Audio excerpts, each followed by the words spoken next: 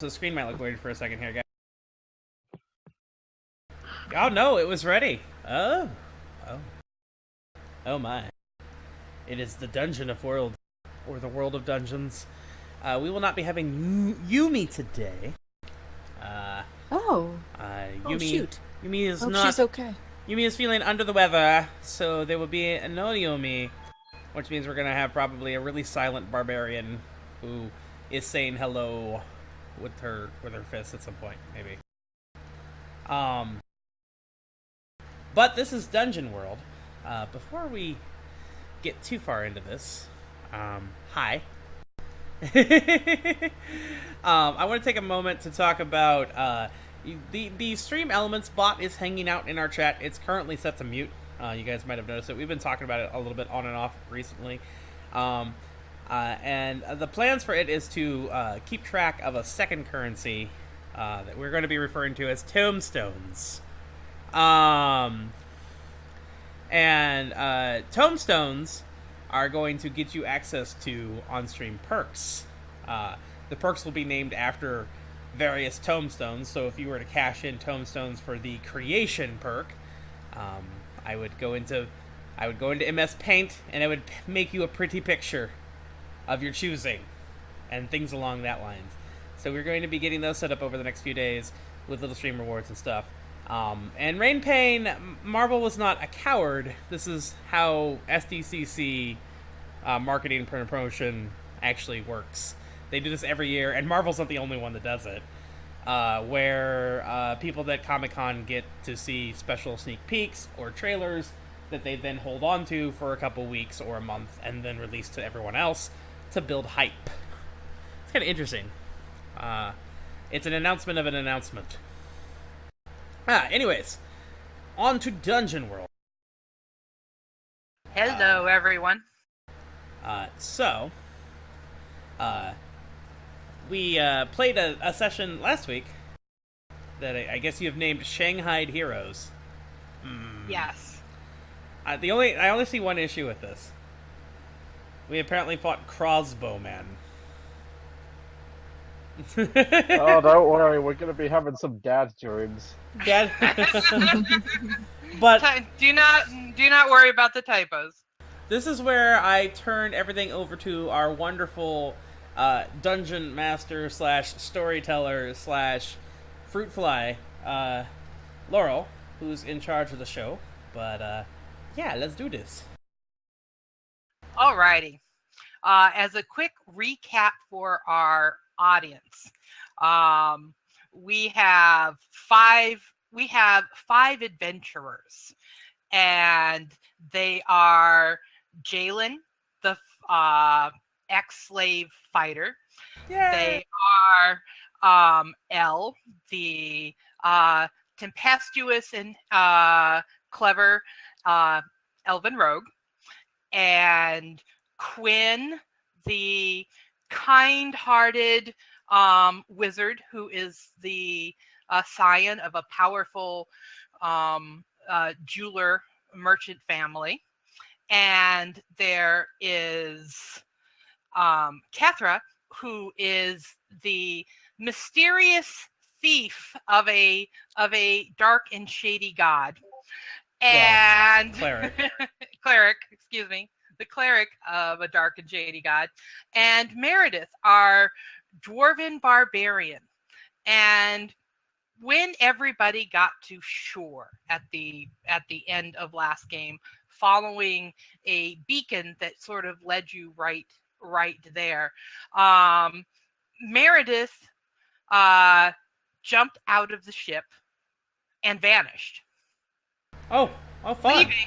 Leaving the fort, literally vanished. Like, she touched that works. Her feet touched the sand, and bam, she and her possessions were gone, leaving all of you to kind of go, what the hell? Did anyone else see that?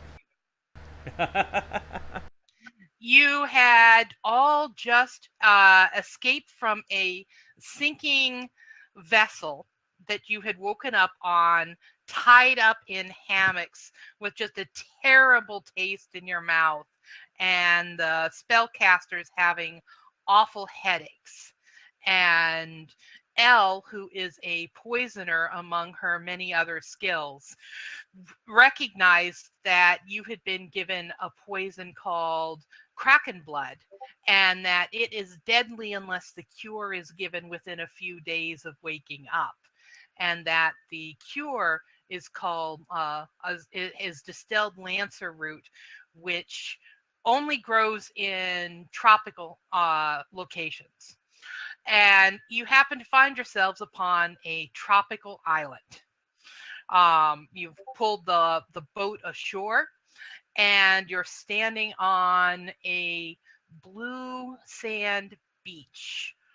You've had a chance to getting here to recover your health, take care of all of that, but now you are on the shore, and we're just going to jump in right there with me flipping maps, and you guys getting a chance to do a little bit of counsel and figure out what's going on and what you're going to try and do.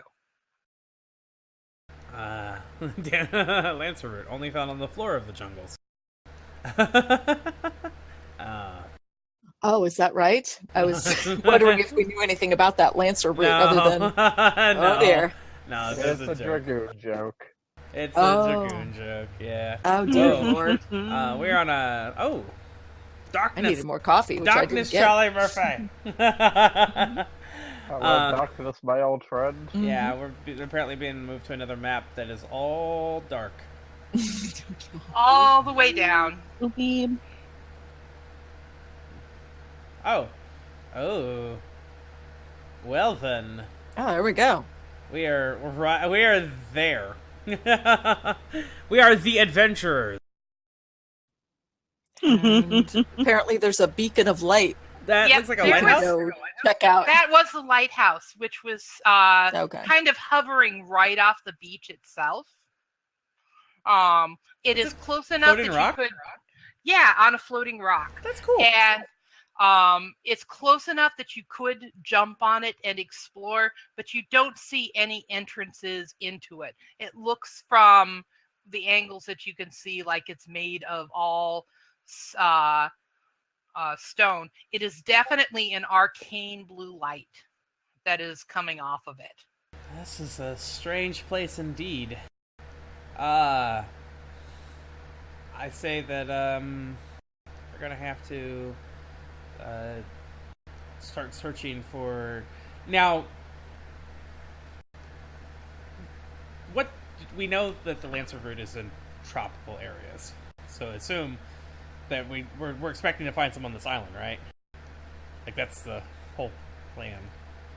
So I think that might be our first order of business, is to at least cross the beach and start looking for anything that isn't beach. There's like a tree line in the distance or anything like that. What you see right now is just beach and some glasses. You'd have to go in further to do some actual exploration. Aha! Is Well. there? Yeah.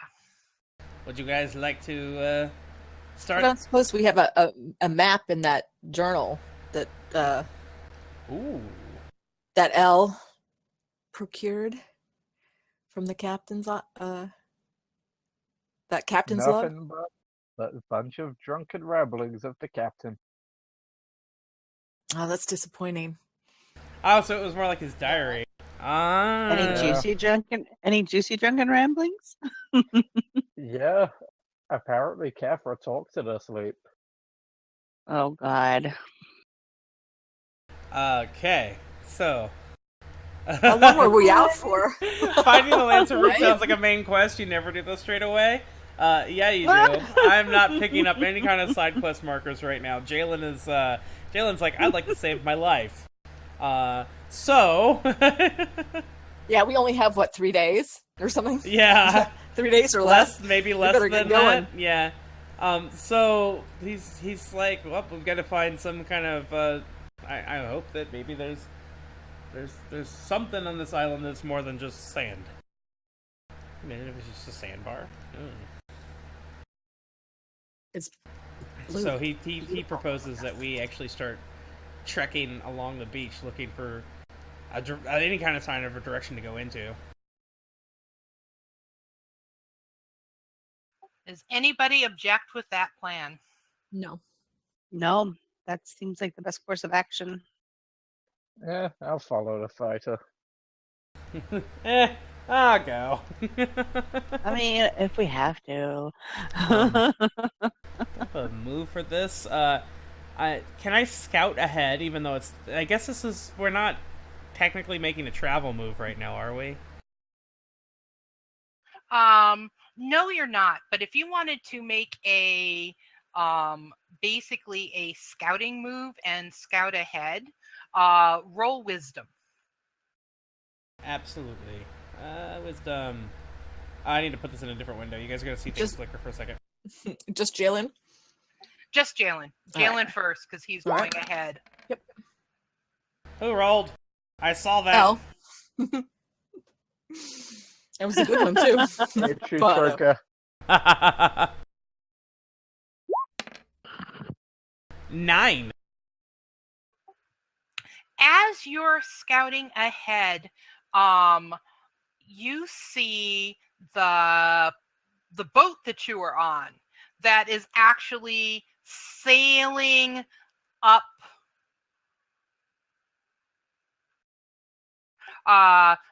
up the far coast. It's like it's just trying to limp along. And it's not going to port right now, or that you can tell. It's just sailing along, limping up the coast. What you also spot, however, is there seems to be some kind of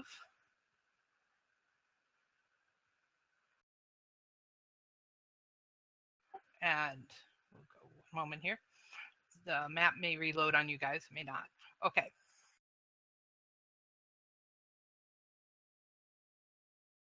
You need the mic up. You spot docks in front of what looks like a tavern or an inn of some kind. There's no ships parked in front of it right now, and the Havelock is taking off and going more in this direction. I actually go back to the others, and I found a local watering hole. I don't know if we're going to find Lancer route there, but Well, we might find maybe somebody who the locals knows the lay of the land. knows. Right. Yeah. You guys want to check it out? Yeah. Let's Sure. go. Who's ready to do some carousing? I'm That's feeling- not- still I'm feeling always kind interested in of. carousing. that is so not Jaylin's specialty, by the way. We're still right. wandering around with the green tongues. Yes, you Mhm. still have green tongues. You still have kind of a bad taste in your mouth. And now you are on the blue sand. And if you just keep walking up a bit, you will come to the side of the tavern.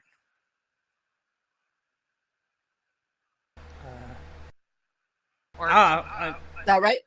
Yep. Yeah. Okay. I can't control myself. Oh dear. Well then, we know how this is going. Wait, hold on. I found the dwarf. she's gone again. She disappeared again. All right, that's your character sheet. I don't need that right now. No, I wonder if you could don't. just copy tokens over.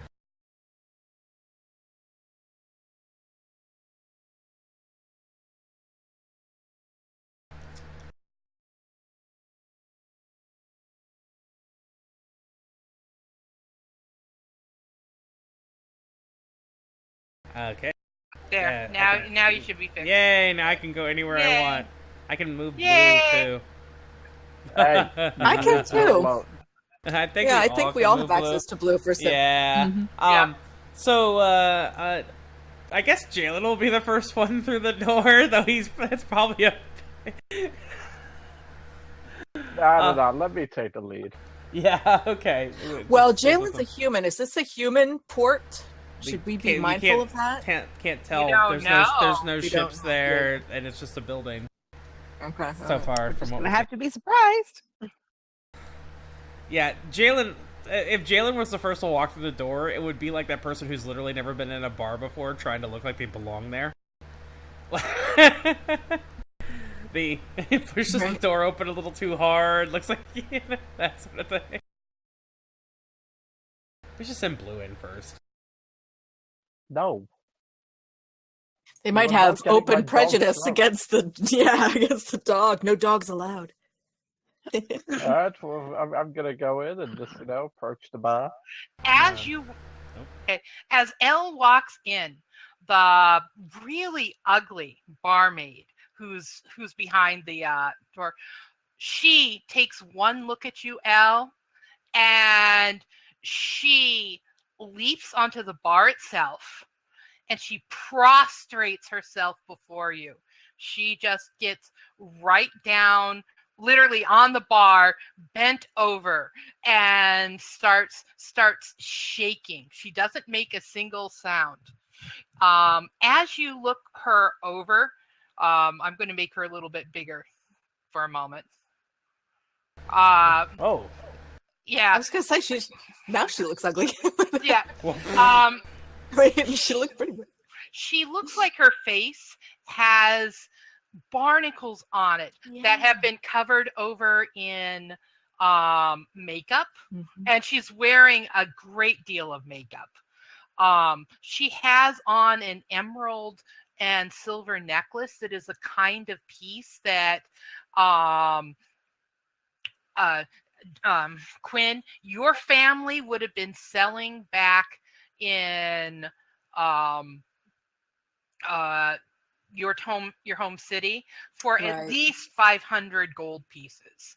The emeralds aren't of a particularly good quality, but the setting and all of that would be back home a very valuable piece of jewelry.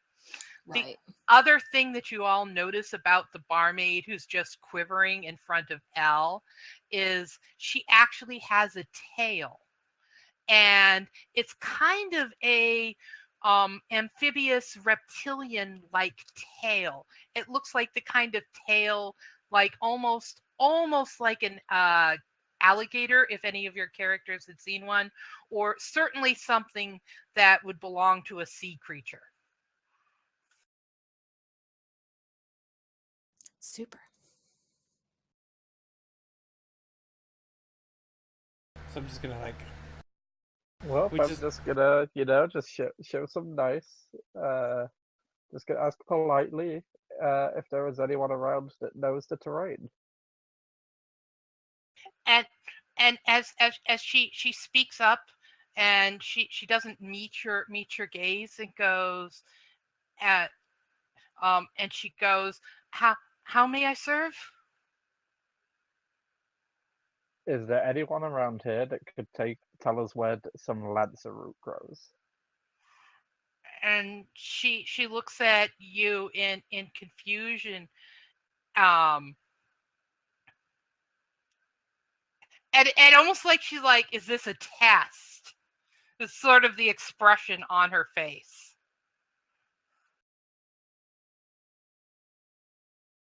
I am actually okay. Can I make a wisdom check here? I want to see if I can read her reaction. Yeah, go ahead. I guess this is like a discern realities kind of thing. Yes, in fact, that's exactly what I want you to do, is make a discern realities roll. 4. Never mind. Never mind.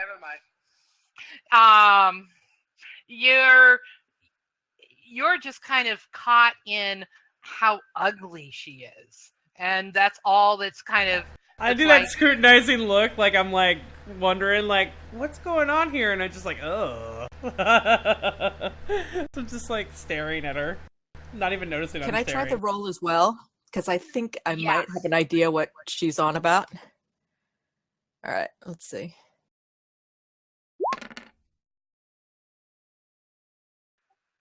Both of you take your XP. Yeah, it's also a failure. Wow. Damn, where's my other dice? What was? Oh, I see. Damn. Well, let's get this moving along. I'm just gonna go ahead and put one hand on one of my daggers and just ask the question again. Goes, and she goes, I swear, I swear, you're, and she's like, she's stumbling as if she's looking for something to call Elle and isn't certain what to say. Mm-hmm. And she goes, your Augustness, I do not traffic in that which is forbidden to humans.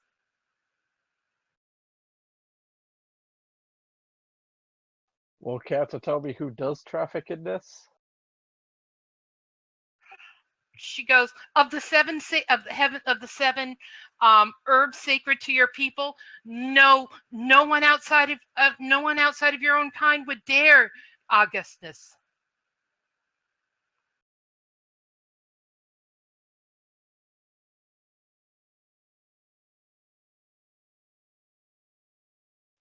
Any of you guys got any ideas? This one seems to be a bit useless.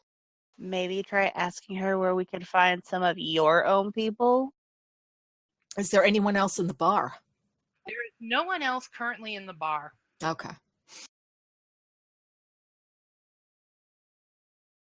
Well, where can we find these people you speak of? And she's kind of creases her brow, and now she finally really looks you kind of up and down, Elle, and she says, "You're not of the island?" I'm not of the world.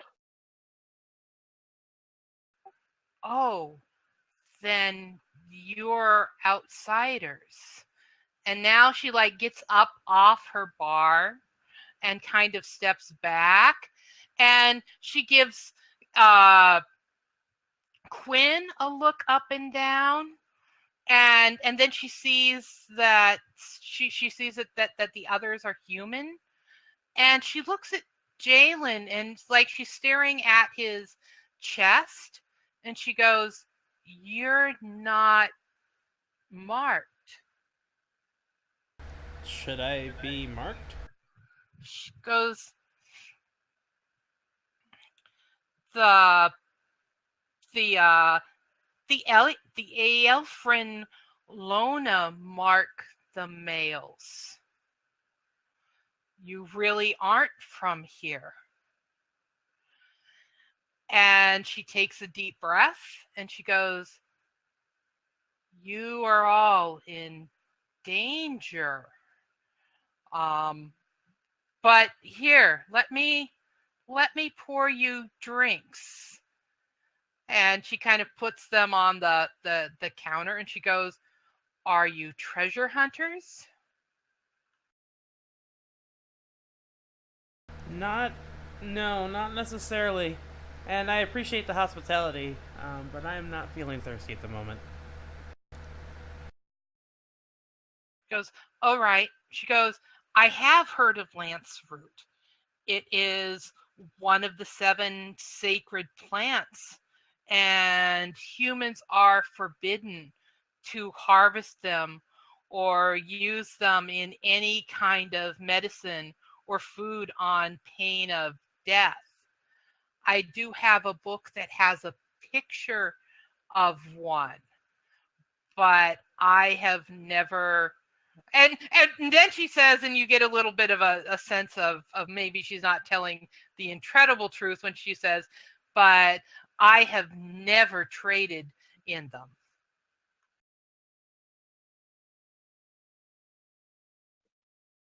And he raises a brow and he goes, well, we'd have no reason to think you have. The Aelfrin Lona are very vicious to outsiders who leave the except for in the port city far to the north. There is a human village near here called Covton, and the humans there And she kind of holds up her wrist, and you can see that she has, Jaylin, it's a slave bracelet on. It's made of leather, and it has a variety of metal rings in it. You recognize it as the kind of bracelet that when you were first being trained as a gladiator, they would shackle around your wrists and your ankles and your collar, and that it's made so that it can be used in a variety of ways to tie someone up. She goes, his brow furrows. Yeah. The entire village? The entire human race on the island. And their own males. He and she looks at Quinn and goes, "You're an outsider elf, but still the Aelfrin Lona would find you very desirable as a kept male." Both eyebrows go way up. So how much would they be willing to pay for these males? Really? Elle, can we focus, please? Really? And she remarks, and she goes, "Well, I'm to Elle in all seriousness is go, oh, I'm very sure they would allow you to have as much of the 7 sacred herbs as you desire in exchange for him."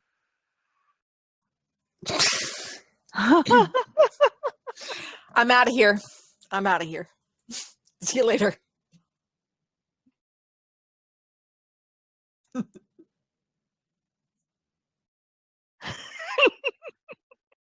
So, Laura, I'm going to go for an intimidation roll. Okay. You get that would be rolling parlay, and you get a bonus of 2. So, okay. So describe to me how you're going to be intimidating. I'm going to draw my dagger and slam it into the bar. She's down on the floor again. Go ahead and roll.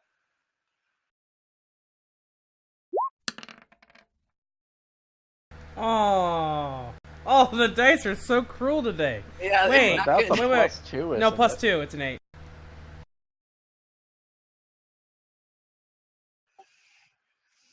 And she's down on the floor. Yeah, she's down on the floor quivering.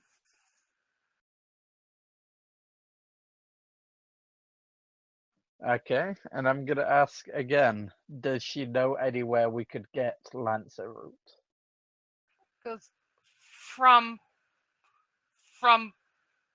the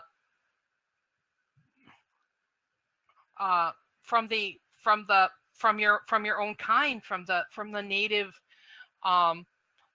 Aelfrin of the Isle, I'm sure. Anywhere else? To harvest it, but to harvest it, you would need one of them or someone willing to do it with you as a guide. And she kind of hesitates, and she goes, and she kind of hesitates, and she kind of goes, I am sure any of the men in Covetown will do as you ask, your Augustness. Jaylin makes a face but says nothing.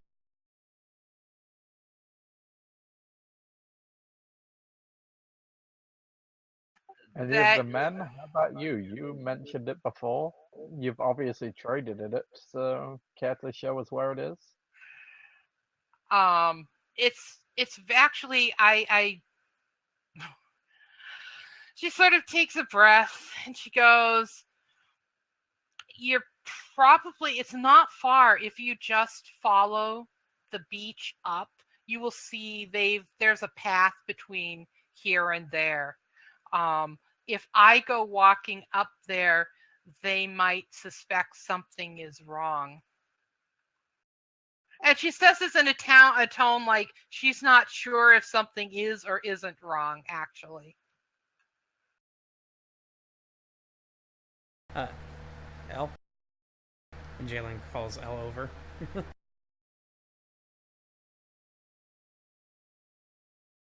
Well, do you guys want to head up to this town? Absolutely. And he's like, he stepped outside.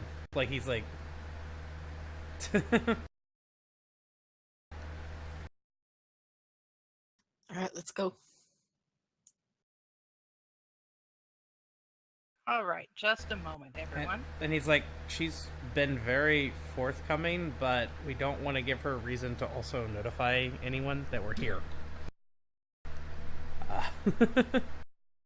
So I think it's best that we just go.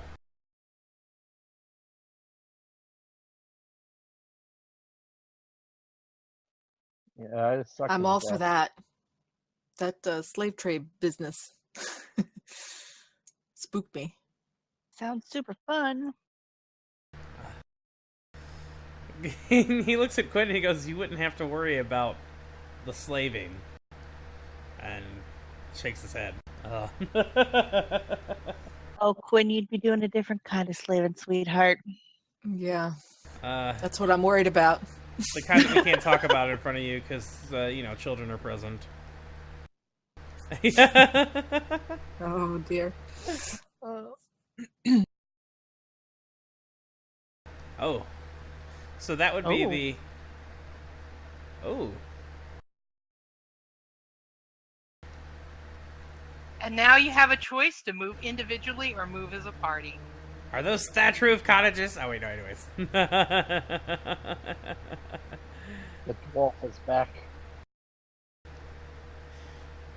So this would be the lighthouse where we started. This would be where we just left, and this would be the town up north, right? Yes. Okay. Yes, it would. And it took you about an hour and a half or so to walk from the lighthouse to the trading post. And from what you can tell, it's about an equal distance from the trading post to the village. So it's about another hour, hour and a half, easy walk, easy jog on the beach.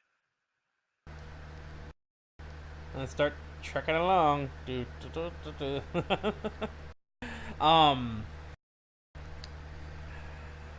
Elf. Well, if we have the choice to move as a group or individually, I would say we need to stick together. For now. We don't know what we're up against. Owning all of us is more plausible than might keep us alive. And that darn dwarf keeps appearing and disappearing. She's having a bad day. Bad day. I would actually suggest that maybe Elle goes first. I was actually going to use blue to scout out the village from the sky. That's also not a bad idea. If they react to you the way that she reacted to you, you might be able to just get what we're after without making a big fuss. If they see people like myself and Kethra unmarked, there's no telling if any of them will be willing to sell us out to get their own freedom. Well, I can always mark you guys. Well, and Quinn, would Quinn be marked, like visibly marked? Quinn is an elf. So I know, but a male elf, like in the Aelfin culture, would he be physically marked somewhere that people would know? Not back home. This is all a very new custom. No, I know, but for here. So if he were to be the one to go, scouting out, would people recognize that he wasn't from there because he's doesn't have a physical mark? You had mentioned one for Jaylin, but not for human male, but not for the right. You had gotten the impression from her as she was looking you over that she was very surprised to see that you were unmarked, but she did not in any way describe what the marks looked like or what to expect. Right. So Quinn needs to hang back too.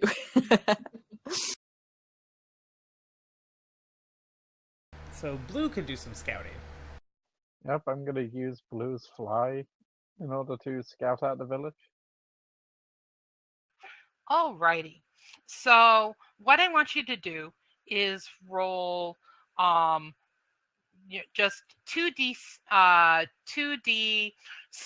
for Blue, and this will be the result. Will be how productive the scouting is.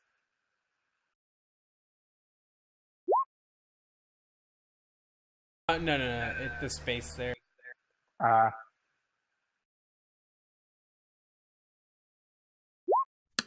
There it goes. Blue starts sailing over the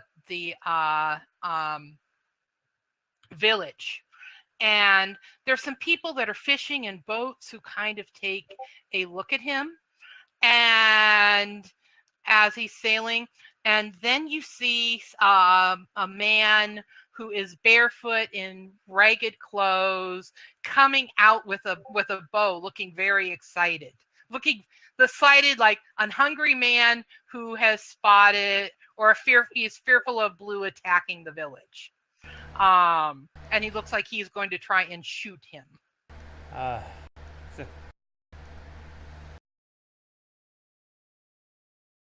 Roll a 1d6.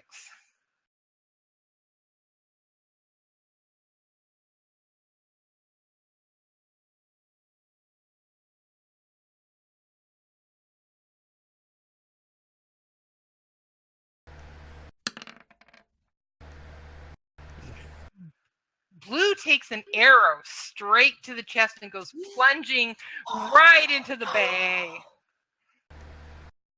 No! No. Fuck it, I'm leaving the dog at home next time. I'm making a dash for the water. Yeah, I was gonna say. Yeah. I'm actually gonna try to pull Blue out of the water. All right, roll. It would be a defy danger roll. Defy danger. And based on strength or dex. Did you describe what you're doing? Either whether this is a dex. He's gonna dive into the water and try to pull him out. So I assume that would be strength. I don't know. Swimming is. I am fine with either way.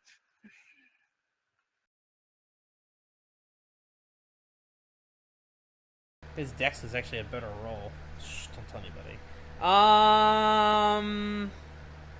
Strength. I'm gonna go strength. 11. You successfully get Blue out of the water. You get the arrow out of Blue, and you are able to have him there on the shore, basically holding the weapon, holding the wound closed until somebody with healing capacity gets there. Blue's and joins you. Yeah, Blue's gonna need a hand. I'm like waving. We're gonna need a hand over here. And the archer starts walking towards you and goes, I am sorry. I didn't realize that it was a pet. I thought it was, I didn't realize it was, and then he sees Elle, and guess what happens?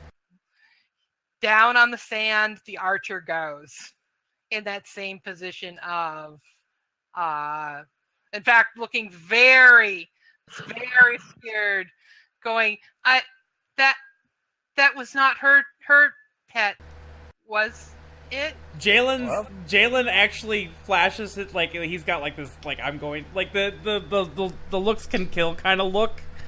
Like he's totally, he narrows his eyes, he looks at it, he goes, yes it was. And the man starts blubbering, breaking down into tears, going, please speak to your mistress. Explain to her it was a mistake. Don't have her take my children and me. Jaylin is like, I hope Elle knows what to ask here. I'm just gonna go ahead and just draw my dagger and hold it to his throat. He holds very limp and compliantly as the tears are running down his face. He's got brown hair and tan skin. He is darker than any of you are. He definitely looks like he was born and raised in the tropics. He is malnourished or at least has that very poor, thin look to him, and just kind of shakes, kind of resigning him to whatever you're about to do to him. No, you've got one of two options. You can help us and possibly redeem yourself, or you can die on this beach crying. So either tell us where to get Lancer Root, take us there, or die. Your choice. Anything, Your Augustness. Anything I can do to please you.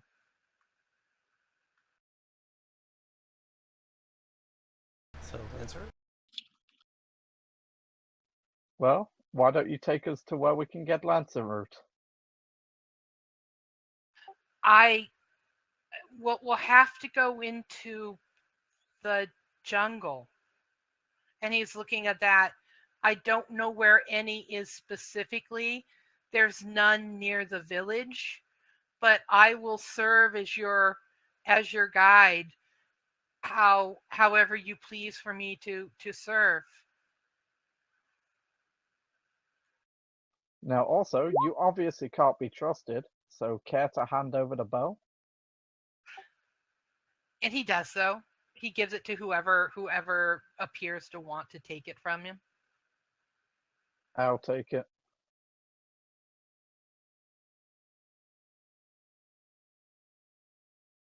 And you see other villagers that are kind of hovering off in the distance at this point in time.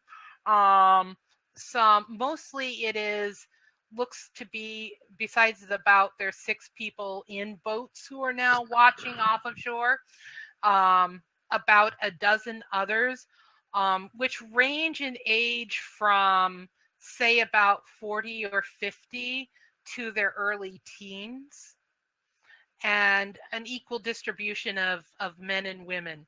All of the men have ritualized tattoos, a lot of kind of circles and crescent moon patterns and dots on them. None of them wear shirts. The women are wearing kind of some plain dresses, and they have their upper bodies covered, but none of the men do. And there look like there's 2 or 3 different patterns to them all, but they're not each uniquely marked. Oh, so they're all me as healers, spec.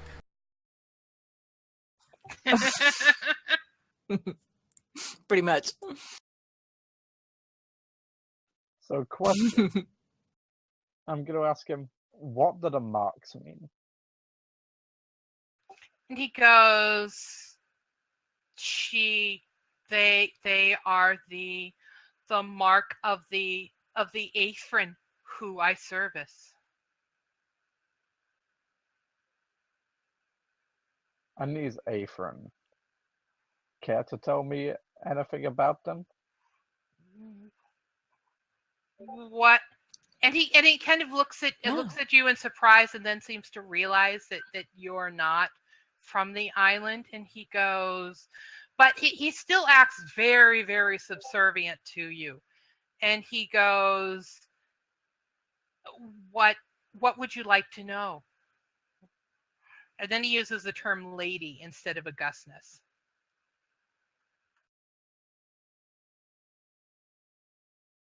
Well, for one, where are they?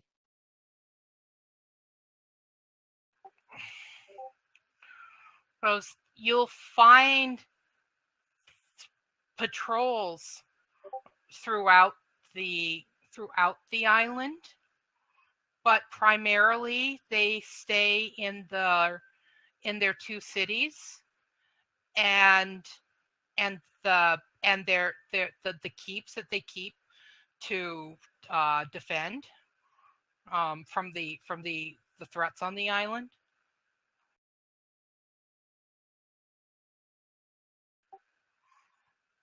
he So- goes, but the Aaron, the and he uses the word, but the Aaron, the masters, they can be found everywhere. They don't visit the city itself or visit the village very often.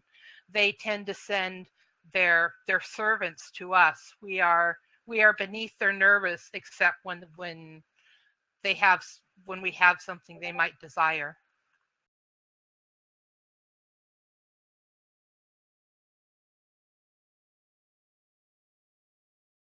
Well, care to take us to this Lancer route then?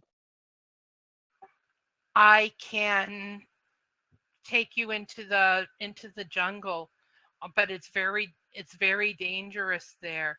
It would be best if you had your arms ready. It's not safe to go into the jungle without being fully armed and prepared.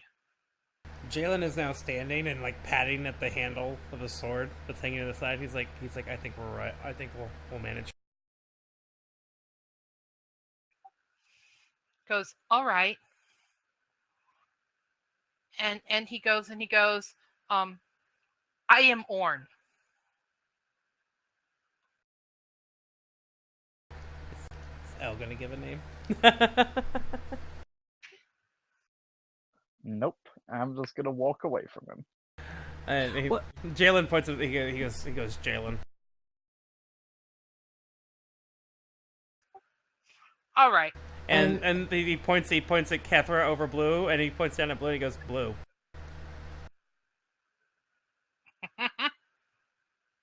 Blue. Meanwhile, did somebody Kethra, did you heal Blue? Yeah, heal she Blue healed up? Blue. Yeah. All right. I didn't know if you wanted to actually roll for potentially losing a spell for something that was not being challenged. Nah.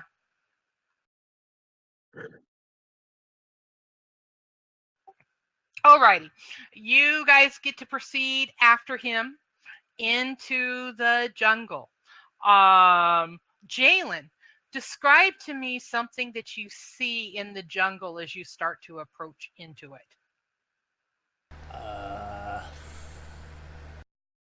This is what, midday? Yeah. Some rather larger insects, larger than normal. Not like crazy size, but healthy insects. All right. So like a dragonfly that is about half the size of Blue, but the same length, kind of goes by and buzzes over some very exotic looking plants. Okay, that's a big dragonfly. Yeah. Quinn, what is the temperature like today? It's very warm and extremely humid. We can feel just the heat starting to drip. Yeah.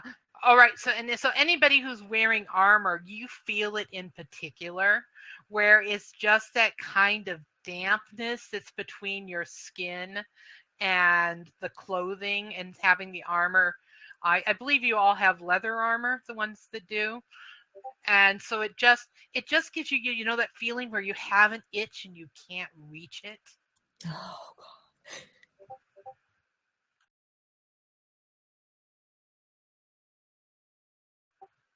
Yeah, that's Yeah. gross. All right. And now we actually are going to make a travel roll. Yay! And Would we like to assign roles? yep, so let me go here because I do believe we have travel, perilous wilds.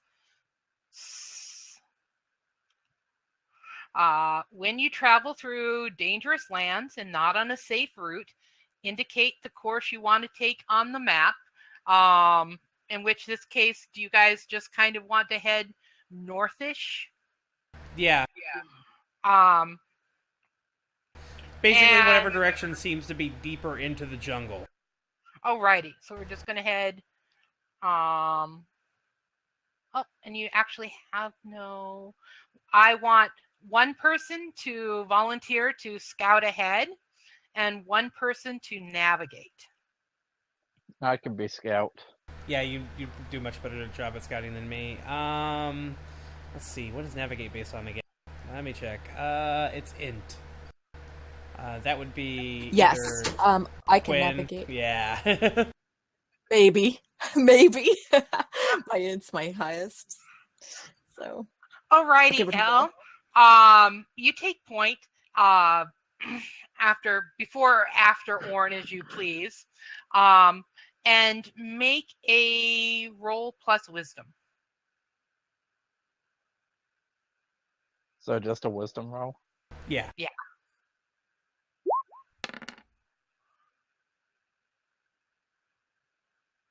Seven. Alrighty. You get to choose one from the list below. You get to get the drop on whatever lies ahead. You get to or discern a beneficial aspect of the terrain, like a shortcut, a shelter, tactical bearer advantage, or make a discovery, or notice sign of a nearby danger.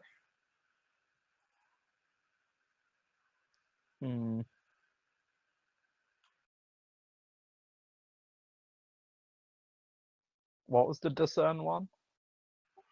A beneficial aspect of the terrain.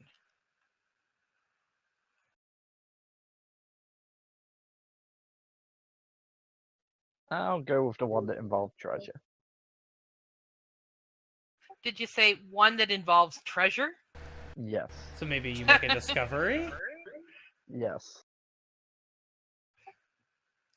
You come as you're walking by of seeing a pile of emeralds just laying in the middle of the trail, literally, like they're kind of a little bit of scattered, and there's steam rising off of them.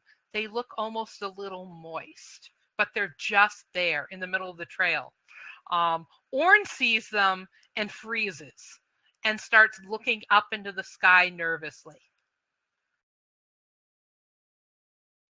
Care to tell us what you're looking for up there? The dragon that made these. Oh. And he looks to Quinn and he goes, "Does your family fashion dragon poop?" My family? No. But we can discern the real from the fake. You are anyone is welcome to make a discerns reality roll at this time. Quinn, this almost seems like a Quinn thing. This is definitely a Quinn thing. So a wisdom roll? Yeah, I think it's a wisdom roll. Yeah.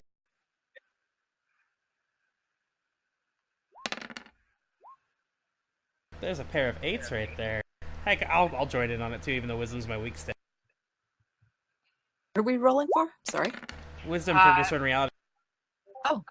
Get a sense right. of what this is and what's going on. Everybody looks like everybody gets to. We haven't gotten a roll yet from Quinn. Oh. Oh, Quinn! Unbelievable. That's all right. Do I get a point for that? You do get your point for that. So everybody but Quinn gets to ask me one question off the discern realities list.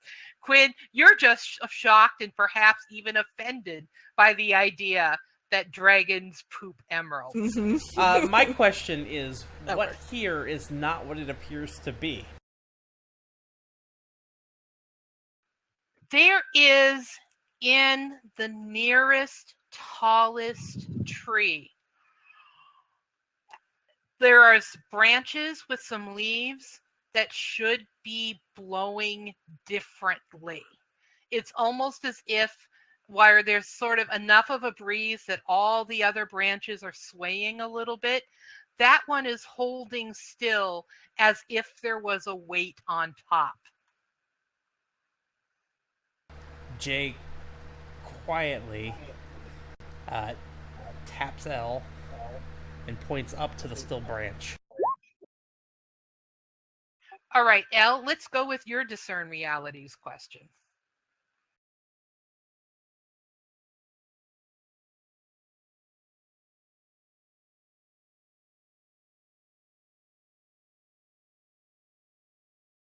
What here is useful or valuable to me? Those emeralds are truly emeralds. They also are dragon poop. Sounds like we need to make friends with the dragons. Isn't Quinn good at talking to dragons? Yeah. And do they?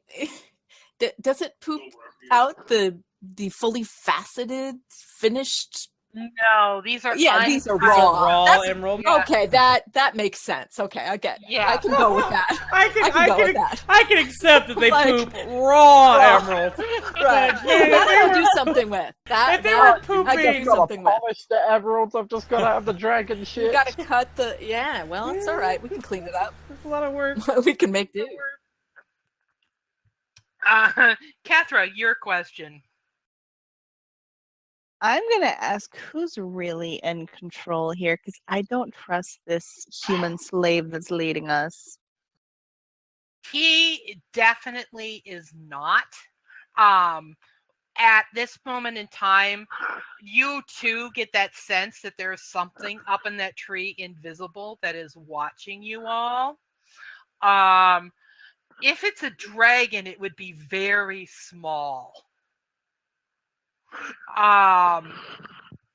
It would be perhaps twice the size of Baloo, but whatever is up there right now has control of the situation.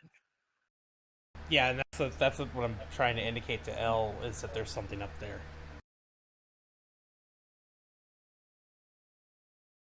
Well, guys, it appears we are being watched.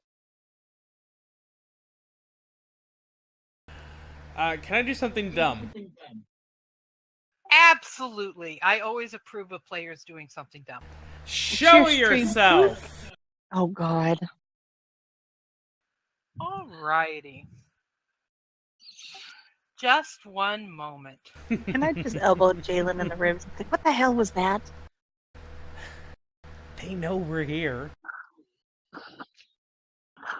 Show yourself? Yeah. Really? But they didn't know we knew they were here. Did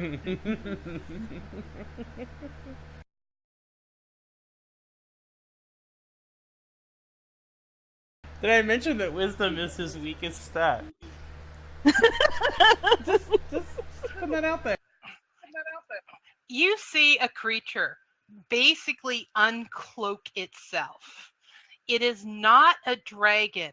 It looks like a cross between a wolf and a plant. And it crouches like it is about to leap down on you. Back. I'm ushering people behind me and telling them to get back. I've drawn my sword and shield as well. Like, yeah. This thing is. Are we gonna do combat? That You had to ask it to show itself, didn't you? I wonder if it talks. What are you? Can you please stop shouting at the thing? Or can you, just stop talking, Jaylin? I'm the one here doing something. You guys could do something.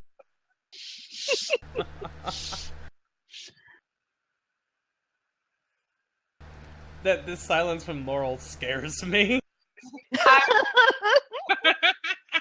I was waiting. Okay, guys, what are you going to do?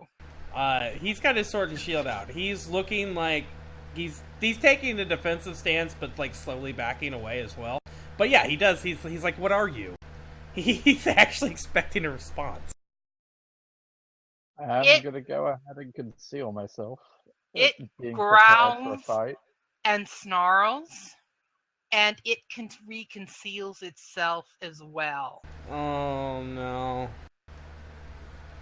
Nice doggy plant thing.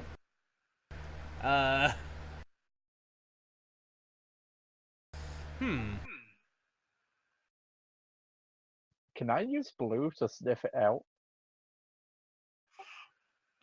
Roll Blue's intelligence.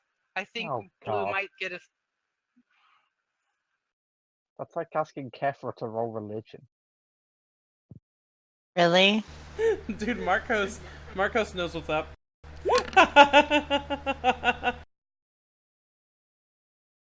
Ooh, 11. Marco. Blue's like, no fucking way. No fucking way am I going near that thing. Blue's still jaded from the arrow, I guess. It's gone invisible. I'm looking at Kethra. Is there anything you can do about that? I mean, you could ask it to show itself again. Don't tempt me.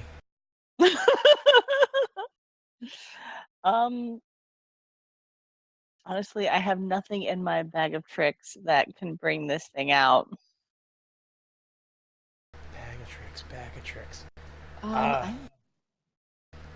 You might? I might, but I need to get my spell page up again because I forget what telepathy does. That's okay. You have to touch it. Pardon? And you can move the map up. I put you guys back on the main island map. Oh, okay. So we're now north of the village. Yeah, you have to touch it.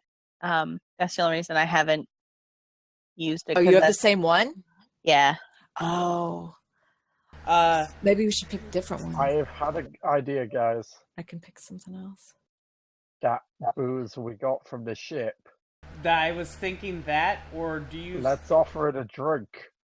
I was thinking let's set it on fire, but okay. That's what I was thinking. I was thinking that does adventuring gear include lantern oil?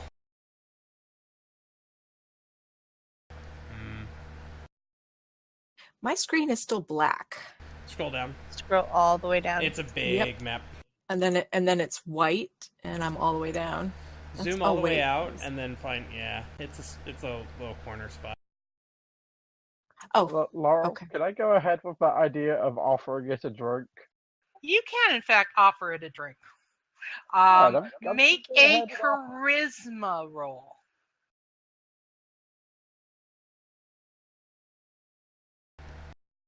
Can I assist in this charisma roll? Oh god!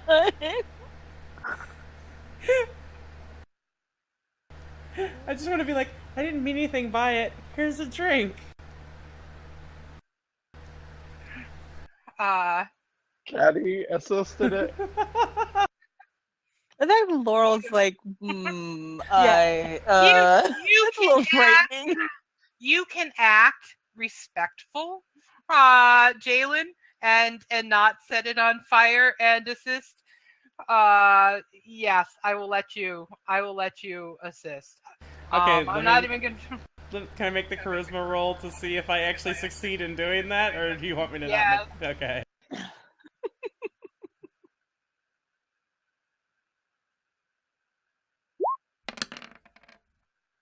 Seven. Elle hasn't rolled his charisma. Right, that's the thing is I get to give Elle a +1 bonus on her roll, but okay. I also expose myself to a danger, retribution, or cost. So what happens is basically you, Elle is putting down the alcohol, and you are like looking around for something that you could put it in. And you see, or put it on, and you see a rock that looks like it's would be a good shape, where it could actually, has a bit of a dip to it, so it could put some alcohol down in it. And as you are reaching for the rock itself and pulling it off of the ground, underneath it are some biting red ants, and they swarm up your arm. Roll 1d4. Oh god. Can we get the ant stroke too? 2. I take 2 points of damage. So you basically slap the ants off. They don't penetrate your armor or your shirt. But you have to take that moment to like beat them off and hand the rock to somebody else and just clear your arm. Jaylin's like, he's like, I'm so sorry, I did not mean to offend, and then he grabs her, he's like, oh shit, oh fuck, he's such a good help. And I got an 11 on my charisma roll. Alrighty. So describe what little ceremony you do for the beast in the tree with the alcohol. Well, I'm just gonna take the rock and I'm gonna put some alcohol in it, and I'm just gonna put it down gently and back away slowly. The creature leaps off the tree, and when it hits the ground, it shows itself again, and it just goes over and it sniffs the rock and it starts lapping the alcohol off. You get the sense that even if it doesn't speak, it has that you get an emotion off of it, almost like an empathic sort of sense that it is appeased and that it finishes up its alcohol, and then it's just going to wander off, and you're now safe to take the emeralds. You're safe to pass. It is no longer going to harm you. I can't believe that fucking worked. And I solved the problem. You solved the problem. Well, I also created the problem. And Orn goes, what liquor was that you used to appease the Guardia? Guardia, that's what we call them. Are there a lot of them? There's a few, but they are hunted by the August. I'm just gonna have Elle turn to Jaylin and just be like, "Do you remember what that was?" Because no. I think she's talking about the elves native to the island. Yeah, Your she's about the liquor. Oh. Just know that it came from the ship. yeah, just know I looted it. It was rum. Oh, it's just rum. It's just rum, yeah. What are those things? I think it had a name. Yeah, it did have a name though. It had like a name that had like a dragon in it.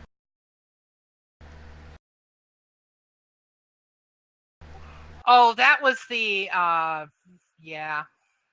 Well, just for right now, that was particular. It was just rum.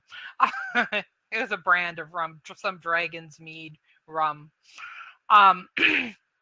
And as you ask about what it was, the creature, Warren looks at you and he says, "It is just one of the many species that is native to the island. One of the many indigenous creatures. Yeah. Goes. It, as you can see, it is both beast flesh and plant flesh, and therefore it is one of the creatures that the August hunt and consume. They will not eat the flesh of anything that is not both born and grown."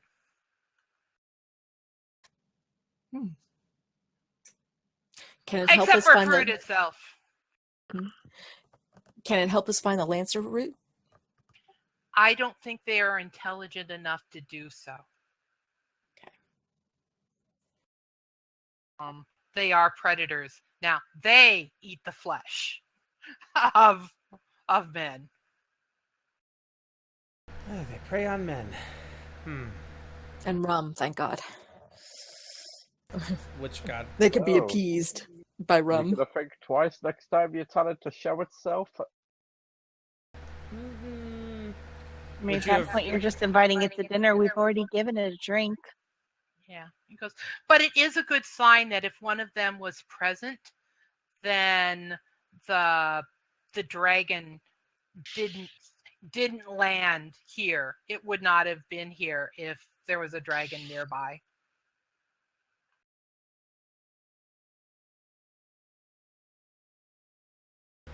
So I guess we gather up what we want to keep here and move onward. So you get about 8 uncut emeralds that are probably the size of about a halfling or a child's fist. Damn, Jaylin. What? Let's go in your pouch. Yeah. Clean them up first. There is a faint smell to them, but it's more like sulfurous than or a lime-like smell Okay. than what you're used to when it comes to Oval.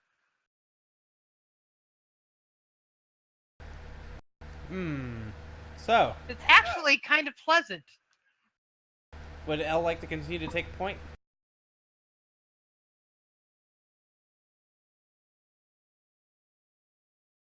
Indeed, I shall. Okay. I will not yell at any more weird wolf plants. Nah, we'll just keep giving them drinks. They seem to like that. Why is all the rum gone? Right. Elle, make a roll of just 2d6 for me.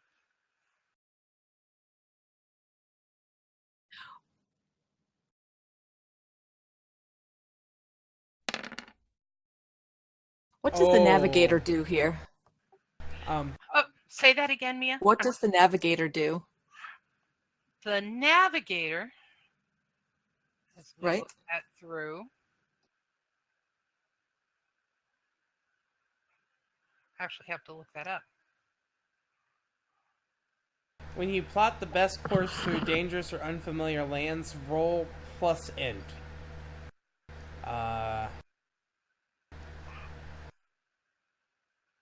Roll. In fact, that's the perfect thing for you to do right now for me, Quinn. Roll plus int. Okay. No, Orin is a guide and we can ask him questions, but the navigator here is saying, I think we should follow that way because it looks like it's a well-worn path, or I think we should go that way because it looks like this. That's a 10. On a 10 plus, you avoid dangers and distractions and make good time, reaching a point of the GM's choosing before you need to make camp. Excellent. So we travel. We're going to travel smoothly until a point of camp if we're covering a lot of ground here. Yep. So what you're going to do is you're going to get here, and you're on the edge of a deeper piece of jungle when Orn suddenly lets out a cry, and he goes, "We found some."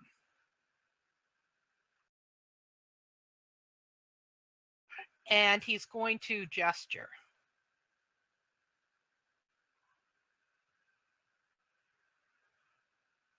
Well, I'm And gonna go over and investigate. you see 2 plants that are basically side by side. And he points to the one which would be on the left. And he goes, "That is Lancer root." He goes, "The one that is next to it is called Plubulb." And he goes, "And they are both sacred to the A-elf.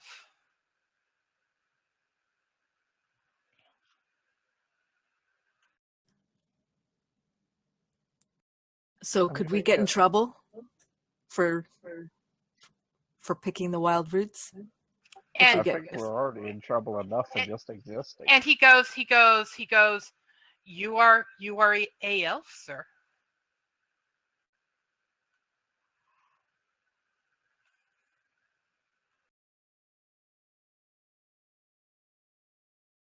You are contemplating whether he wants to deny that.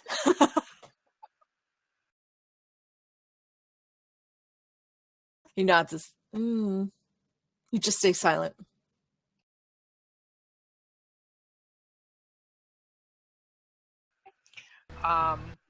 So somebody will probably need to do some digging.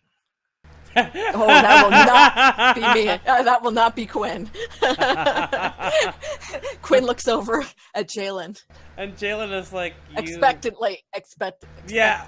Jaylin's like, oh, come on. Dude. Hey, Jaylin, take them both. Quinn sheepishly smiles. Wait, you said take them both, what? Take them both, the other one could come in handy. Okay. So he's probably not carrying a full-on shovel with him in his gear, but he probably has like a hand, like a spade. So I can't imagine a shovel fitting anywhere in his adventuring gear. I don't know, maybe. Especially with those 8 like dwarf-size emeralds. It's like, well, at this point, it's like, I guess bag of holding exists. Yeah, right. Exactly. It'd have to. Imagine Hermione's. They worry more about actual load than size, right? That's why I was like, it's never really defined. But yeah, Jaylin is getting about digging. Because for some reason you guys think that Jaylin can dig around delicate plants and be fine. Okay, so Jaylin the gardener.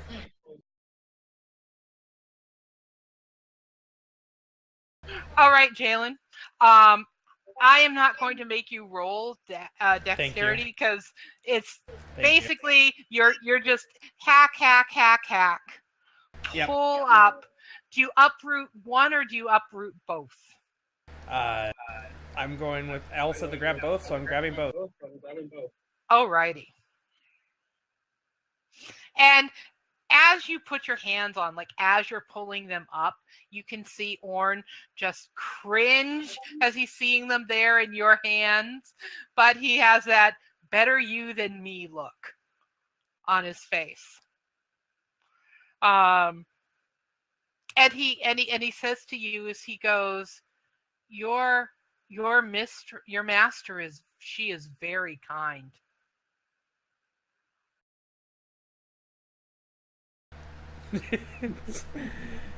Jaylin looks over in disgust. I mean, what?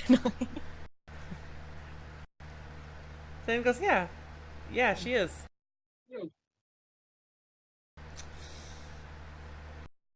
I've heard that the A-elf of other places are kind. I don't know if I would call her my master. And he looks very puzzled. If you want to live, you'll call me that. She's joking. Or doesn't seem to think that's joking. In fact, he's like looking at you, kind of gives you this little motion, like, please, do it. Do what she says. Do what she says. She's a companion. No, you're her companion. Oh, you're Elle's companion, are you? I like this guy. It is an honor to be an actual companion. Jaylin and Elle sitting in a tree. You guys want to help Hey, with the Kethra. digging, or? Yeah, Kethra, you do remember who's the only one that can make the antidote, right? Whatever.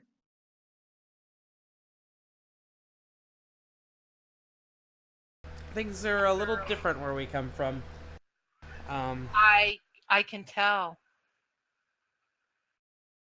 I've heard they are, though. That you are not, that people from off island are very strange, and they do not have the blessing of the god of the blue earth. Yeah, people from off island actually have a backbone. Wait, this blessing. What kind of blessing are you talking about? And he points to the center of the island and kind of up, and he says in a very reverent voice, he goes, "That is the home of the god." A god lives there? Yes. Jaylin looks back at the others and goes, "Want to meet a god?" Then he goes, "No, no, no, you do not want to meet the god. You are not a elf." He goes, "Oradrun is the god of the elf." He goes, "His sister, Nina Alk, is the god of man, and they were lovers in the most ancient of days. But then Nina Alk betrayed him, and she created out of her tears the lowly worm race of men, and betrayed and started to love them more than the first daughters. And so she was banished off the island into the clouds, and it's only her tears which can reach us now. Oradrun only has one use for humans, and that is when there are no more worthy sacrifices for the yearly rite. A human child, they call us the mule. A mule child is cast into his depths. When there's when there's not a more worthy sacrifice." And Jaylin says that's pretty dark. Yeah. Sounds like we should go have a drink with him. And he's like waving his hand, going, "You would not survive." I have survived worse. So I'm gonna finish digging and uprooting these two. Hopefully tucking them away nice and safely, and going okay. I think we're done here.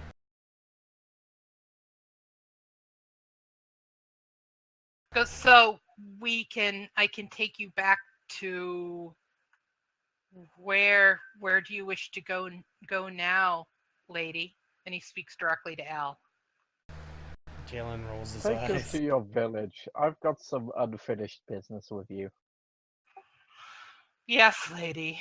Sad sigh. Jaylin claps a hand on his shoulder and goes, "Keep your chin up."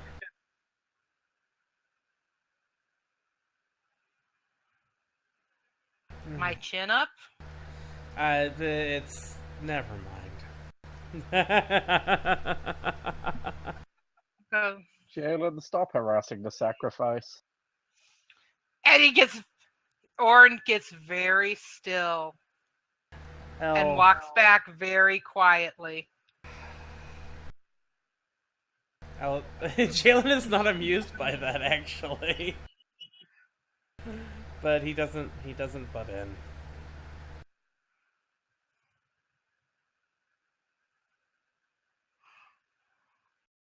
Oh, we're back here. All right, we're back to the village.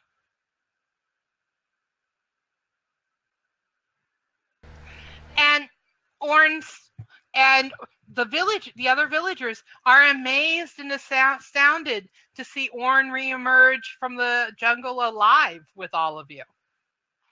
And his wife rushes up and starts to give him a hug, and then looks at Elle and kneels down like she's giving her a curtsy and asking permission to hug her own husband. Yeah, I guess he had to hug. Thank you, your augustness. And she hugs her husband and sort of whispers to him, and he whispers back. And the elder of the village, who is about a 40-year-old man, his tattoos are more faded, like he's worn them for a long time. Wanders up with a cane and goes and bows deeply and reverently to Elle and goes, "How may Covton serve you, lady from beyond the isle?"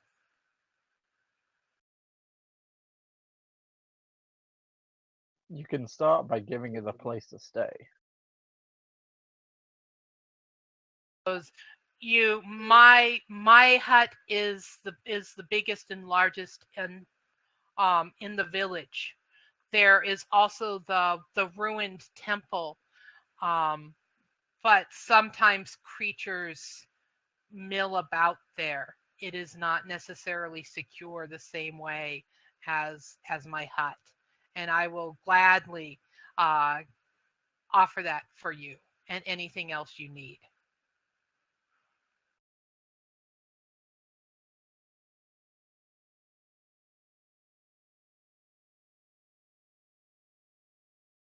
I'm just going to turn to the party and ask if there's anything that they need while they're here. Jaylin is asking if there's anything particular you need to turn this Lancer route into our antidote.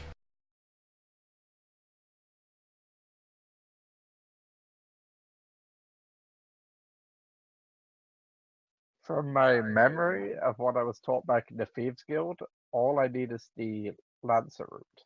Yeah, There's all no you reagent? need you need the Lancer root. You're going to need some water to boil it in, and a pot, and they're all very basic things to basically create sort of you're going to soften it up, and then you have some things in your pack which you may or may not want the others to see, that will definitely allow you to distill it and create an antidote. And it'll take you about 4 or 5 hours of work to prepare it up.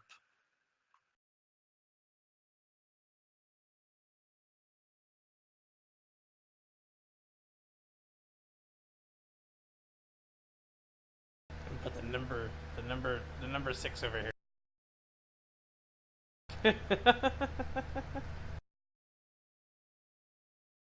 Sorry. Okay.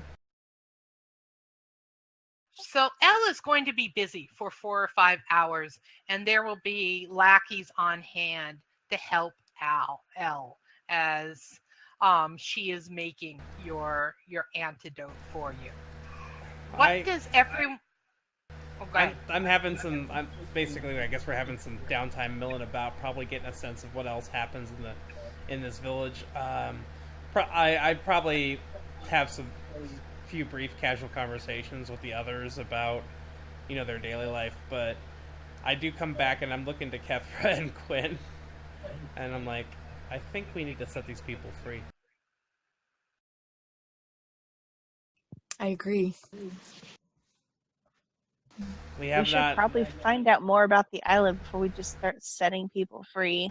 Well, I mean, we are here for a reason, and I suppose finding out about the island is going to be that reason, but I don't have any other explanation for why we were dumped in this world. Jaylin, Yeah? if you go look through my things, go ahead and read the journal. That might give you some sort of idea of what happened. And so Jaylin's going to spend the next couple hours reading the journal, apparently. Alrighty, I am going to set up the journal for Jaylin to do that. And everybody mark off a ration, or actually do not mark off a ration. The village is supplying your food. They are feasting you with what they have that is available.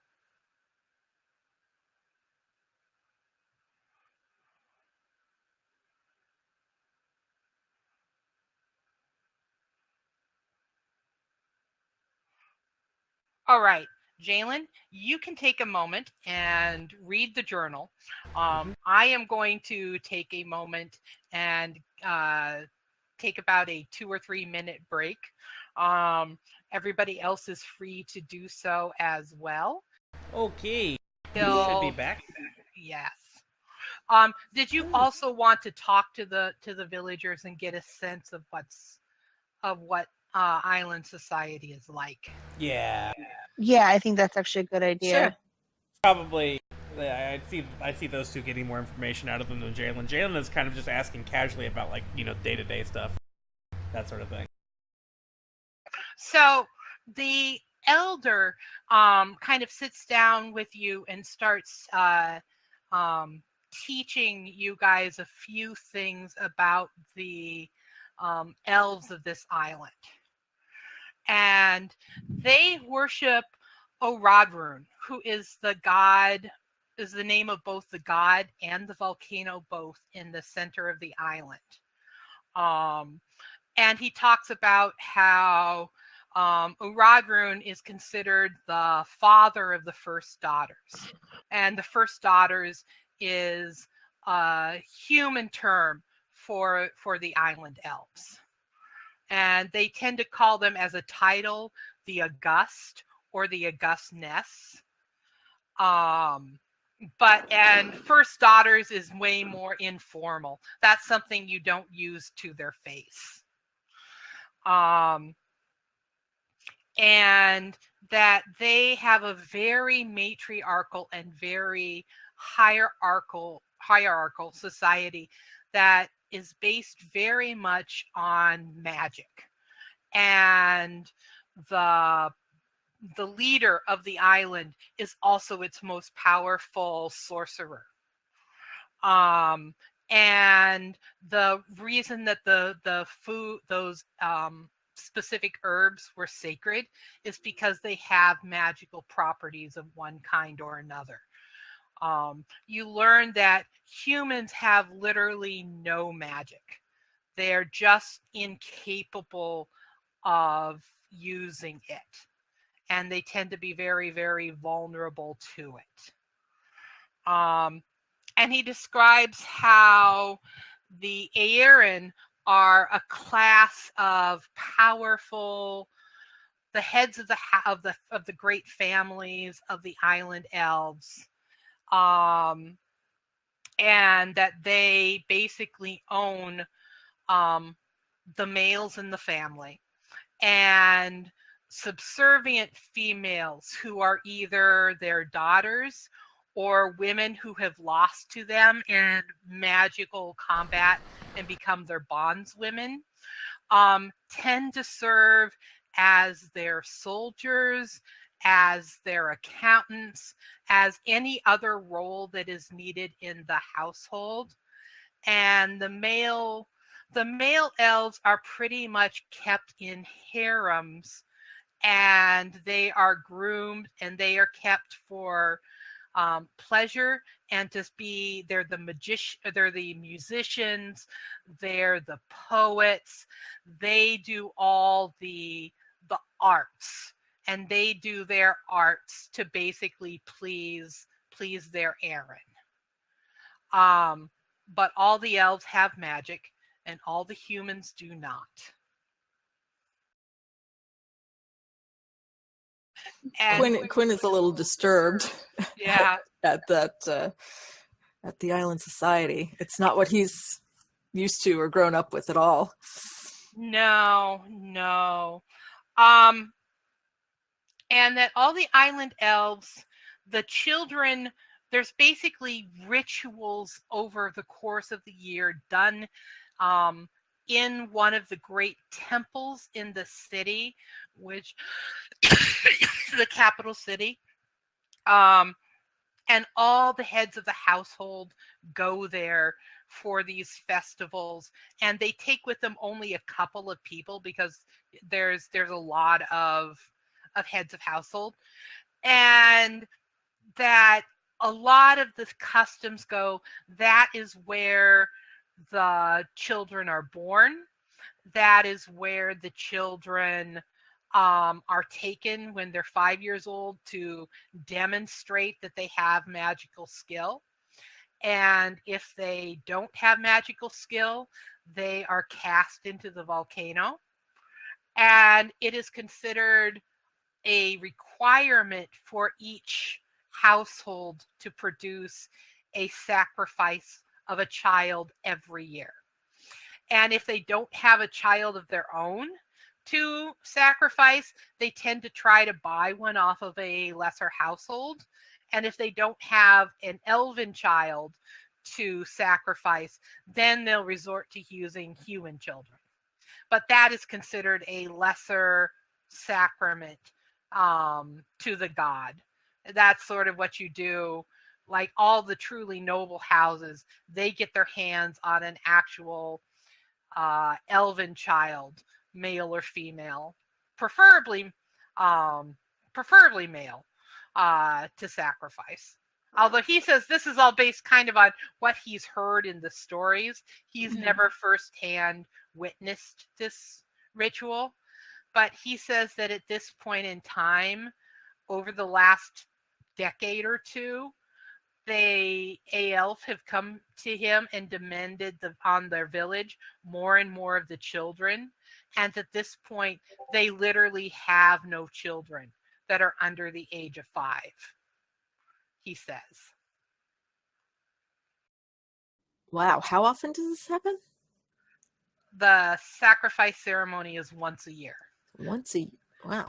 Once a year, but every head of household sacrifices a child. And he says there are now hundreds of households.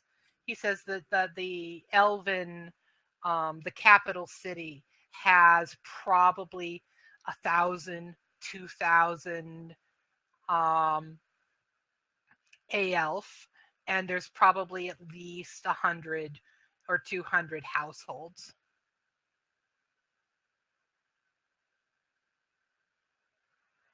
And now, Kethra being a... Oh, go ahead. Oh, no, you go ahead. I was going to ask, Kethra being a human and also possessing the ability to perform magic, I probably shouldn't share that information then? Yeah. You get the sense that is something very useful to keep to yourself. Jaylin is muttering about magic users lording over people again. Yeah. He does not like the story one bit. Well, being a magic user, Quinn doesn't like this story one bit either. And an elf. Oh.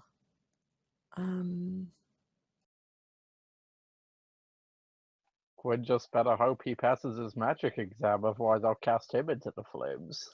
Thankfully, I'm over 5 years old. Yeah, I qualify. Hey, we know Quinn can perform magic. He's just not good at aiming it. On occasion, yeah. No. And then the name of the capital city is Karazriz, and it is in the center of the island. And the village elder starts, after you're talking for a while, starts asking you some questions in return, starting with, where did you come from? How did you get to this part of the island?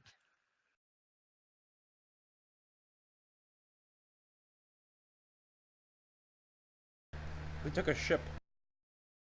Well, actually, a ship took us. And it dropped you off on the shore? Yeah. Yeah. Have you seen? And he starts to describe Meredith. No.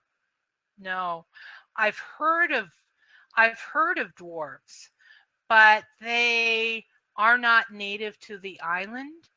And to the best of my knowledge, the Aelf consider them not a race of equals, but a race of respect. And so they are treated with hospitality. We had one with us. She disappeared. Were you near a beacon? The lighthouse? Yes. The lighthouse did something to her? It took her to one of the keeps. It would have registered that there was a foreigner who was neither elf nor human upon the island, and it would have taken her directly to one of the keeps. And then he hastens and goes, but do not worry, the Aelf warriors who are there would treat her with hospitality. It's a mechanism the Aelf use to protect the shore from invasion. It protects us from the Sahagin mostly. The Sahagin? Yes.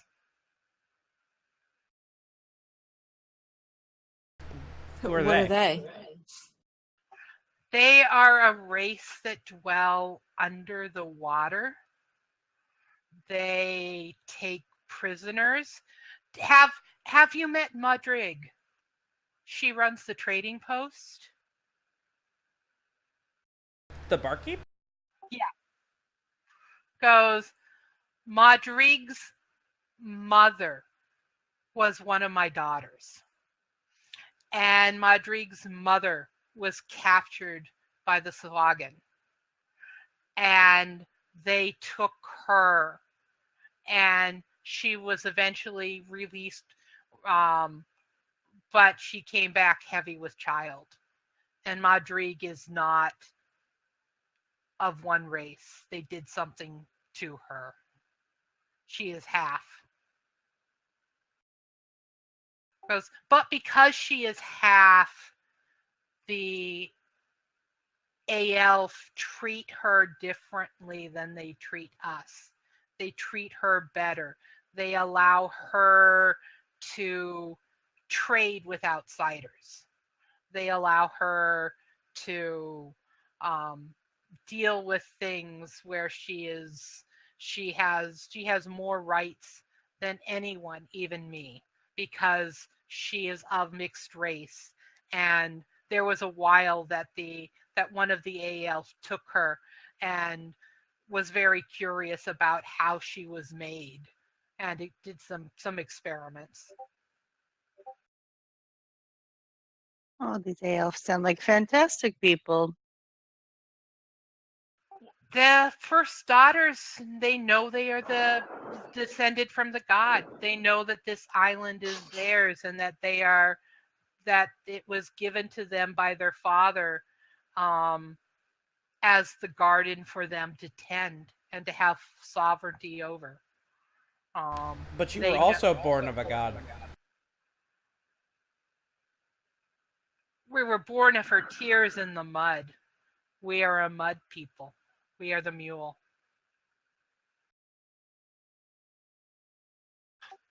Roll wisdom. Even me? Anyone who's listening to him, who's trying to get a good feel for him. Take my XP. Yeah. Jaylin, this guy is a lost cause. He absolutely believes everything that he is saying, and he's trying to make you believe it too. Kethra, that's wait, that's an 8. Let me take that. Jaylin actually just makes a sound of disgust and gets up and walks out. Yeah. Quinn, there's something he's not saying. You get a real sense that there's something that he wants to tell. Especially Kethra and Quinn Kethra and Jaylin before Jaylin left, but he's afraid to say it in front of you and Elle.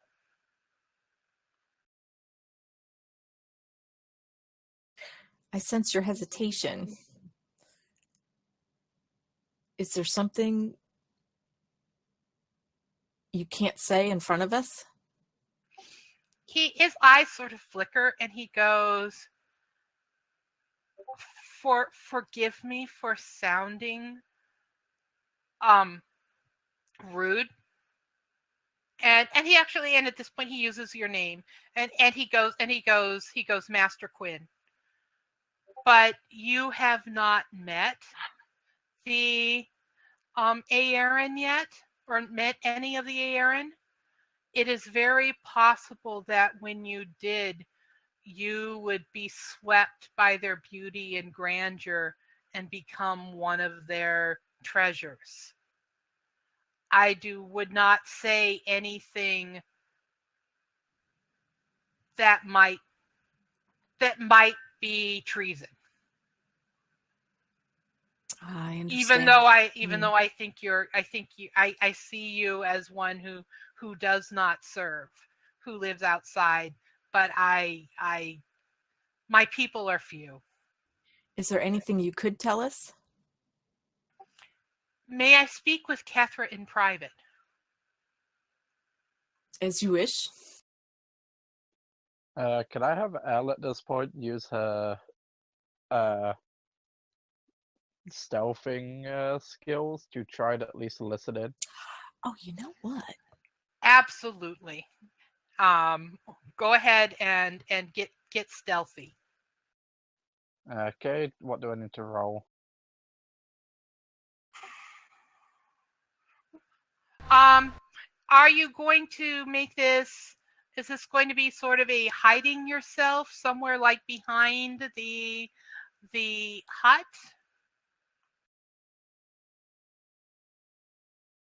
Hiding myself within earshot of the conversation. All right. Roll me Defy Danger and pick which you're going to use. Also, Laurel, could I use my Charm Person spell to charm him into thinking that I'm not an elf? You could charm him into trusting you more, but it wouldn't charm him into believing you're not an elf. Okay. All right. So he's going to be okay talking to Kethra, even though she could turn around and just tell me. It seems to be that his real fear is divulging anything to any elves. It's at this point just ingrained to him that he's yeah. All right, so it's just better that Quinn step out. Yeah. All right.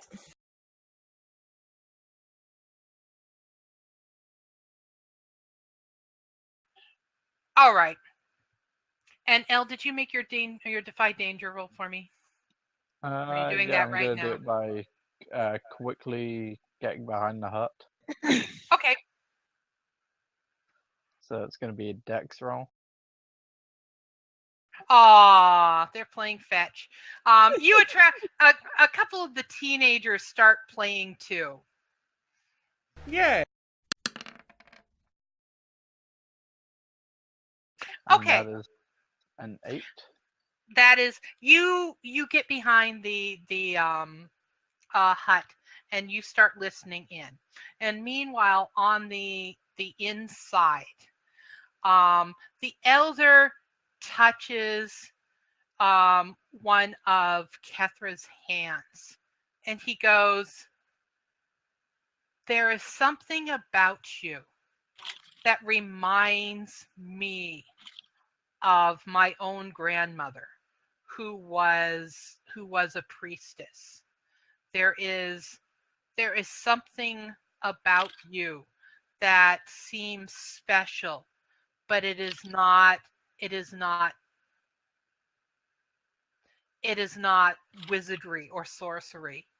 Am I right to think so?" I am a cleric. Ah, good. Yes. And he relaxes a great deal, and he goes, "If you meditate tonight in the temple, you may be able to get information and knowledge from the goddess herself. We have not had a cleric here in a long time, but the Rain Mother is a goddess of good, and she will open herself up and receive the priests and priestesses of anything that is not evil." He goes, "There are many villages like mine. They are not all, few of them are quite as close to the capital city. There's only one other village between mine and the capital city. So we tend to be called upon to serve more than other villages that are scattered around." Goes, "But there are people who do resist the Elf and their dominion." And he goes, "And whenever one of our women these days does think she is with child, we send a message to them, and they take her to them, and they exchange out a woman who is not pregnant, because the Elf they count us by number, but we are nothing better than animals to them in many ways. So they don't pay attention to how many of us there are, so long as our number doesn't drop." That's terrible. And he sighs ruefully, and he goes, yes, it is. But unfortunately, at this point in time, with their magic, there's just so little that we have historically been able to do. He goes, but the resistance is getting stronger. It is managed to take out one of the keeps. Unfortunately, as the resistance gets stronger, so does the Elf's paranoia and fear, and their punishments upon the rest of us become harsher. Who could blame the common fisher folk who, to save the lives of themselves, might betray information to the outside? He goes, I have given a strict order that none of my people are to leave the village so long as you are here. And they fear and respect me enough not to. I trust most of my people enough not to sell you and your friends out. But I can't say no one would. And so when you do leave, you may have a couple of days head start, but the Elf will most likely know you were here. Yeah, I kind of figured that. But I do appreciate your being honest with me. The fastest way off the island itself is a road to the along the beach and the island. It will take you through a couple of other villages, and you would have to pass 2 of the keeps, but it's the safest route to the port city of Ostfuir. And in the port city of Ostfuir, you would be able to find a ship that would take you wherever you belong. I can't send any of my people with you to serve as a guide because, as I say, they do come and they check our number. And if somebody was gone for the week or more that it would travel, or the week, probably 2-3 weeks it might take you to travel, they would want to know why someone was missing. And then that would get complicated. Yeah, as much help as you've been to us, we certainly don't want to put you guys in any more danger than we've already done so by being here. Yeah, it isn't my concern that they would punish us so much if they found out you were here. My concern, however, is that they would certainly want to capture you all. And Jaylin does not, I don't think things would go well for Jaylin. Well, I don't think they'd go well for any of you, but I don't think they would go well for Jaylin. He would fight them and he would die. Yeah, he's not the smartest of them I've ever been in company with.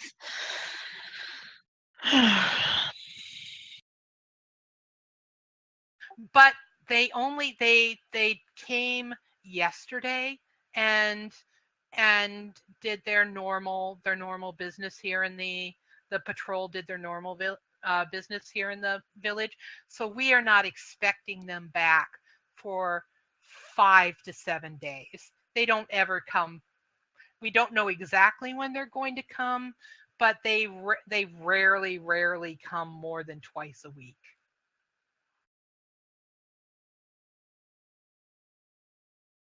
Okay. I will gather my companions and make sure we are gone before they come back and check your numbers again. And he goes, and that is what I thought. Information that I could tell you that might help. That is very helpful. Thank you. Thank you very much. And he bows and he's going to step out and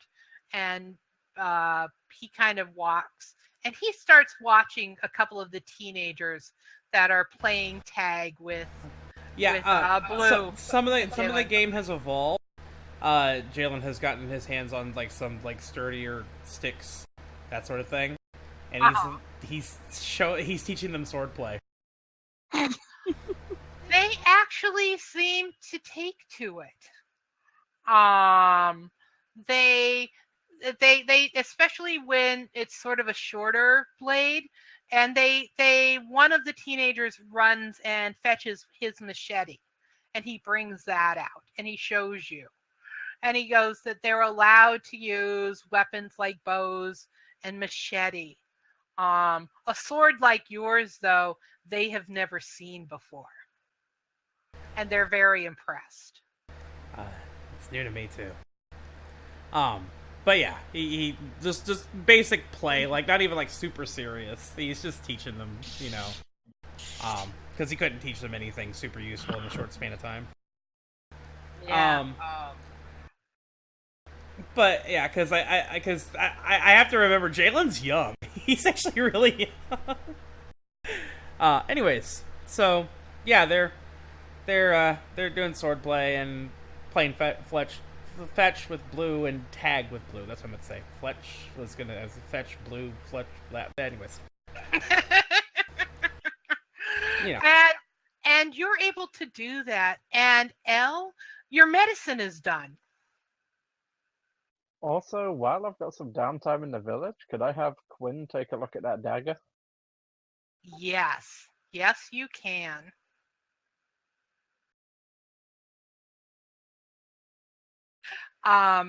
So just play that out for me. So Quinn, while I was on the boat, I found this dagger. It looks to have some sort of enchantment to it, but I have no clue what. Could you please take a look at it and discern whether it's going to be useful or not? Hey, I recognize this style.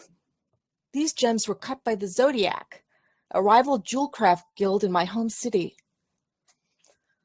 He gets angry as the memories flood in of how he and his sister were forcefully taken in as apprentices after their parents' guild was mysteriously burned to the ground and them with it. The gems are warm and feel malevolent to his touch. He tells Elle that the gems have been enchanted, but he knows not with which one. In fact, not just enchanted, there's a curse on the blade, and that's something that the Zodiac is well known for. And this particular style of gem, this ruby, it's called a blood ruby because they're actually used by the Zodiac. They're made them specifically for their demonic masters, and they're dipped in the blood of an innocent as sort of a ritual to the demons, to the demon lord of the city.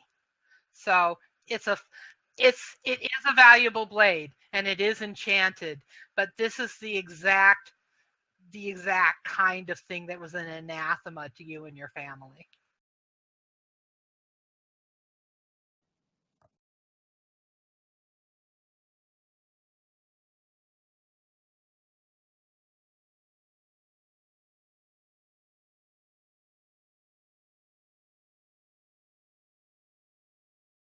Okay, so he hands the dagger back to Elle.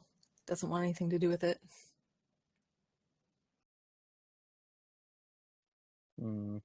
What kind of curse do you think would be on it, Quinn?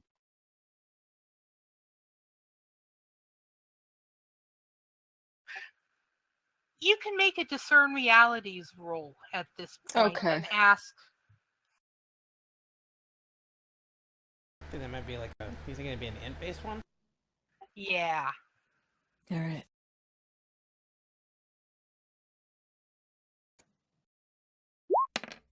Oh. Hey, it's a 7. That's a success. Is it? Okay. So, I just see 5. Then I look. Okay. Yep. So you're taking a close look at it and sort of a sensing into the depth of the magic itself and trying to determine what kind of curse it is.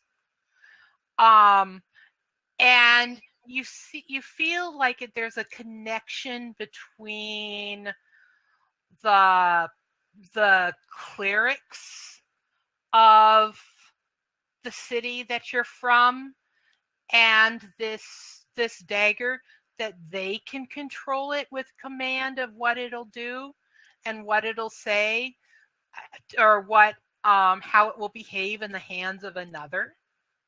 Like they could, if there was a cleric of an evil cleric nearby who was ritually bound to this dagger, that they would just be able to command somebody to cut their own throat. They would be able to command that person to murder somebody else. Yeah. That's dark. Okay. Hey Jaylin, would you like a dagger? He looks up from his from the play and he's like, no, I prefer longer blades.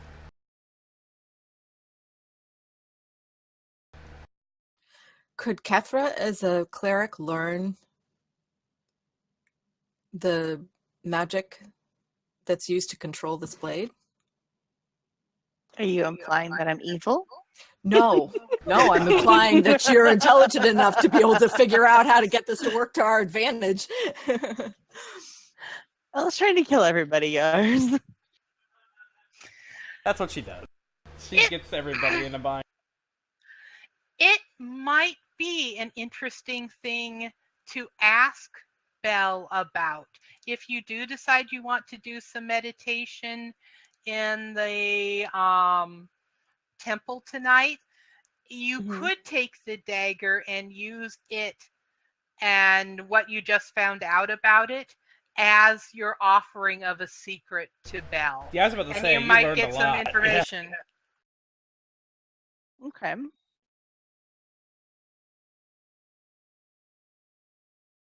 Yeah, we could do that.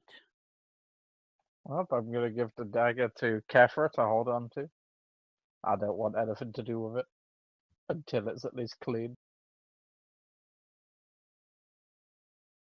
Now you're worried about your hands being clean. Clean or under control. I mean, I don't care about my hands being clean. I just care about my hands controlling the dagger.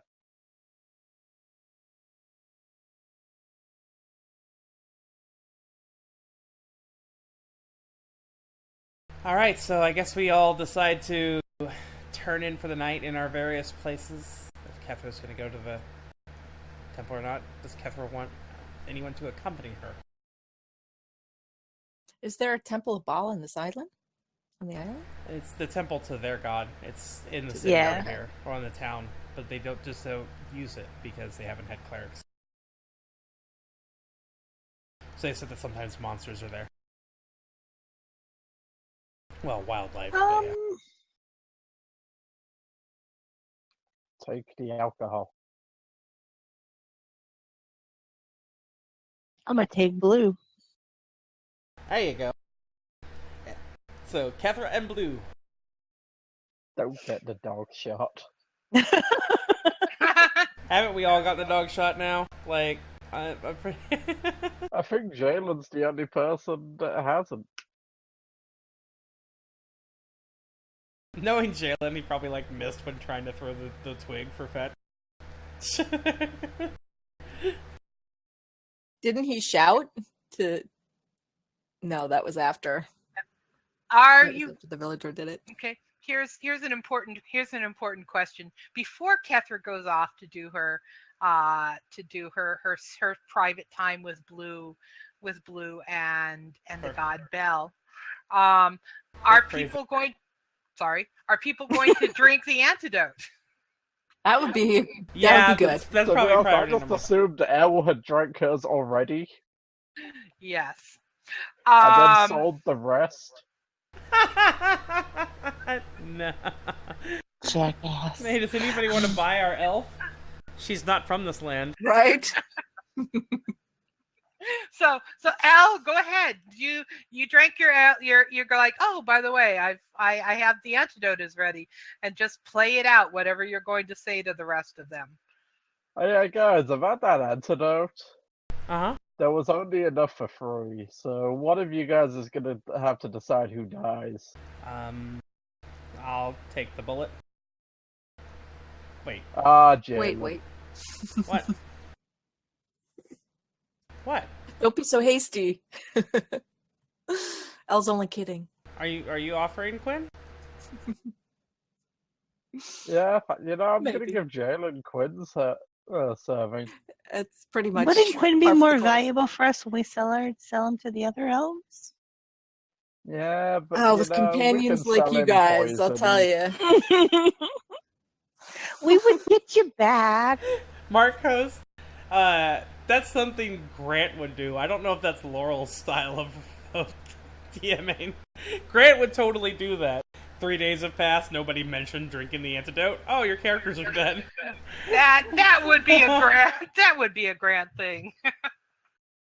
But yeah, I'm just gonna give him all the antidote and quit messing around with him. All right.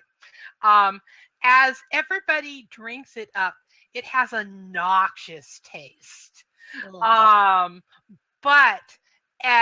your breath afterwards is a bit kind of, where have you ever had where you've had like a little bit too much spearmint and it's sort of that tingling? Yeah. Yes. However, the green on your tongues abates. And you notice that when Quinn drinks, Quinn's eyes glow bright blue for about a minute afterwards. and Quinn. Elle had also felt sort of a rush, but with you feel some arcane energy just pass straight through you, and you feel like you are able to hold a little bit more magic than normal. So tonight, as you do your study, you get to take one extra spell forward. Okay, great. You basically get to have one more spell prepared than you normally do. Okay. Jaylin is now taking a big step away from Quinn. He notices the eyes. Oh yeah, if they're glowing blue. Yeah, he's like, no. In fact, any of the natives that were near do the same thing. You can see all of them back up very quickly when Quinn's eyes glow blue. I'm gonna back up with them.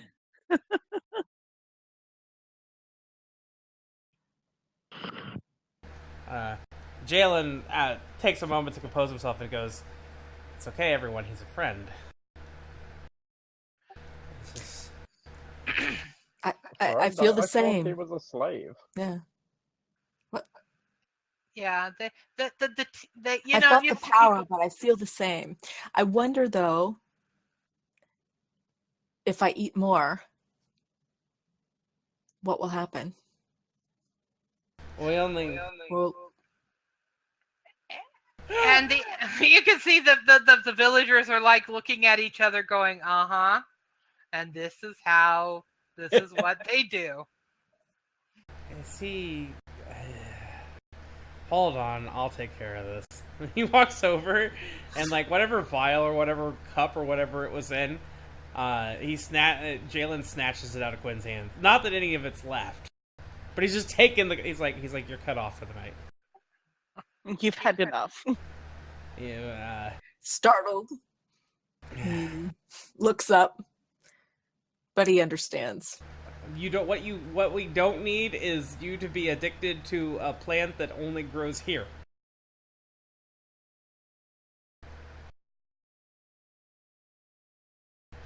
Damn magic users. Damn God magic bless them. users. You're telling me. And he looks at Kethra. I'm just gonna roll my eyes at all y'all. Ain't nobody got time for this. Kethra, ain't nobody got time. That should be her tagline. Like on her character she'd just be Kethra, cleric. Ain't nobody got time for this. That's... Alright, so... all right. So Kethra So and Blue everyone... are heading off. And they are headed into the temple. And the head villager has made his hut available to you all. So you're all getting the best bed in the village that you can share, or somebody can sleep on the floor, however the three of you want to take care of that. I will take the floor. Delicate Quinns need their beauty rest.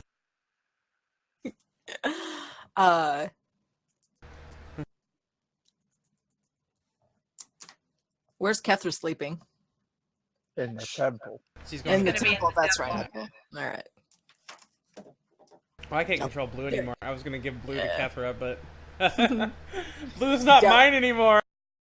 Quinn mumbles about the delicate Quinn comment.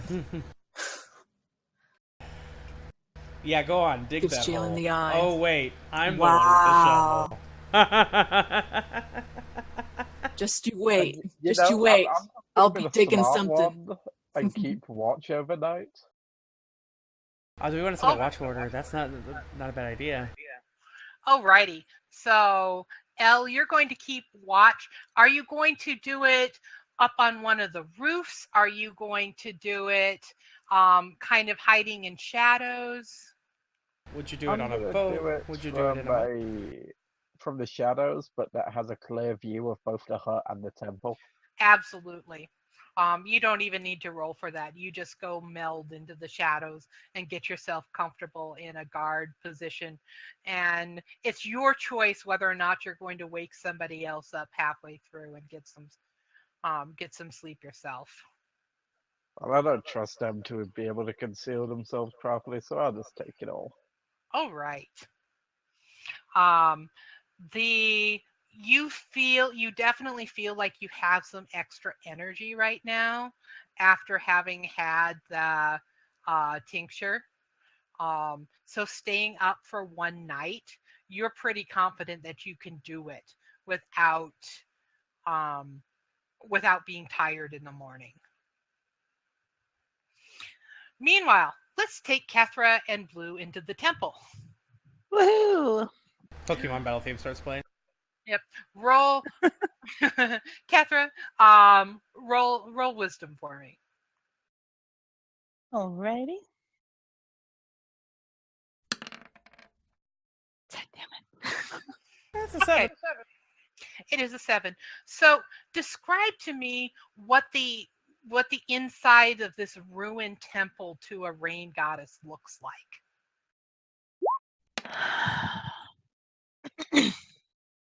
Really, Elle? You see, Blue's got a you roll as well. oh, Blue's not talking. you see that die that's on the edge between the 5 and the 3? Yeah, which one is it? Oh, okay. The inside of the temple, it's obviously in ruins because it's been abandoned, for the most part, because no clerics have lived in the village for some time. But there is, at the very front of the temple, like where the altar would be, there's almost like a stained glass window, or what used to be. You can tell it's been broken. And so just parts of it are there, almost like someone threw a rock through like the top half of it. And so you see like the lower half of what appears to be a woman's figure, and like there's blue glass around the bottom of it. I mean, and it almost looks like the scene of the stained glass is just like a woman in rain, but it's, obviously like the top half of it's just like missing, like in the top corner of it.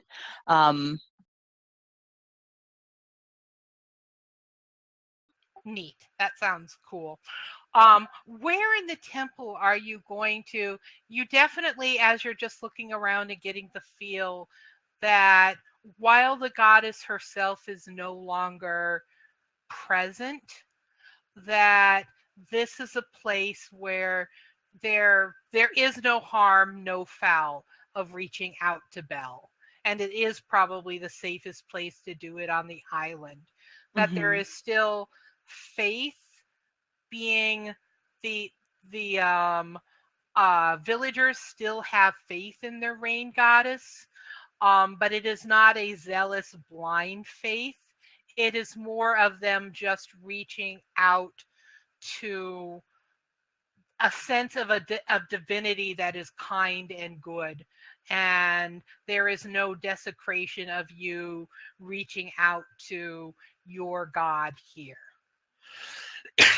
And so there's a little bit of that faith in this place that will make it easier for you to reach out and commune.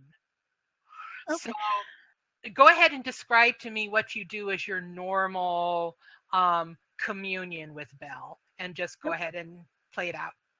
Okay. Well, while the temple itself is in ruins, the altar seems to still be in good condition.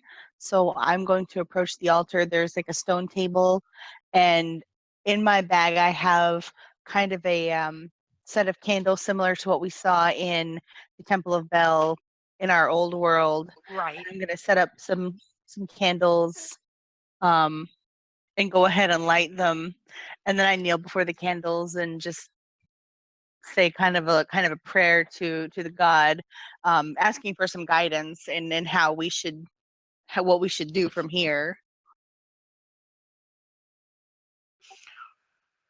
Absolutely. And you use the dagger and its secrets as your sacrifice? Yes.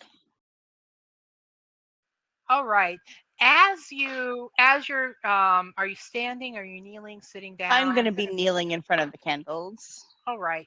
As you kneel in front of the candles, and the dagger is placed there on the altar, and you are chanting, and you're kind of chanting in a soft whisper, and telling your God what you know about the dagger and its secrets.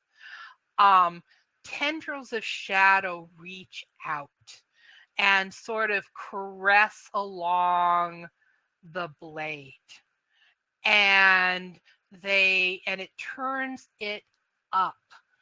So the dagger is now standing with the tip into the the altar, and you see a girl, and you see the girl. And you see a younger Quinn, and the two of them are definitely siblings. And you see her being sent by their father off on a mission, and to just go fetch something. And as she's running off to get something from someone else who belongs to the same guild, an arm snakes out and grabs her, and it has in its hands an identical, not the same dagger, but one that is exactly like it, and it holds it against the girl's throat, and it pulls her into the shadows. And that's the first thing that you see. And you see on the hand of a tattoo, and it's the tattoo of Vasano, the demon god, which is the same tattoo that was on the priests on the ship that you guys fought and sent off into the sea. And you see them on the ship, and there's this huge storm, and these two priests are doing a ritual casting, and they're basically summoning you in and summoning you so that you all fall unconscious on the ship's form, where you've been drugged and sent by this priest, by this cult, into this world. And you see the female priest who's looking at Quinn and is like, is kind of checking him out. And he says, "This one isn't as pretty as the sister." And that vision fades. And then it turns into another vision where you are here in this temple, but this temple appears as if it's restored. And there seem to be 4 doorways out of it, each of which is open, and it's showing a different path that you and your group can take. And one of the paths is to go and find that resistance that you were told about, and to join them and to fight them and to try and fight and free the island. Another of the paths shows you and your group making your way along the beach road, and trying to get off the island itself. And there are other two that are sort of shrouded with sort of mist, where it's clear that there are other options you can take, but neither of those options will provide the same value as either of these two choices. And you get the sense that either of these two choices will lead to rewards, but they'll lead to different rewards. And so whichever of those paths that either of those is an auspicious path for you and the group to go on to. But neither is better or worse.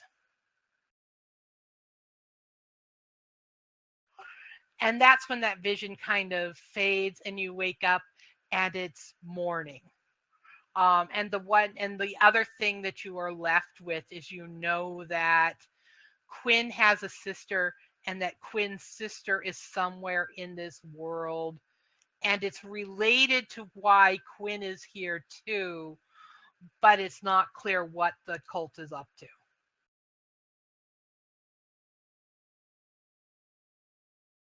Okay. Wow.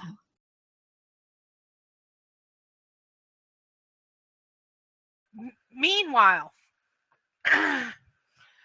Elle, no one came out of the actually roll a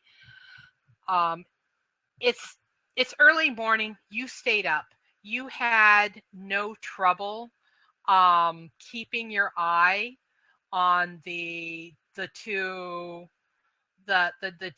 places, but you have this weird sense that you're missing something, that you're missing like an hour of time, like an hour of the night passed in a way where you feel like you might have been under the effects of a spell.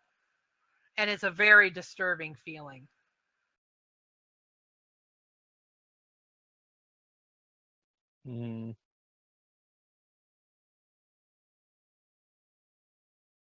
Could I roll to see if there's any clues around that might give me any idea what happened? Absolutely. That would be discern realities, right? Yes.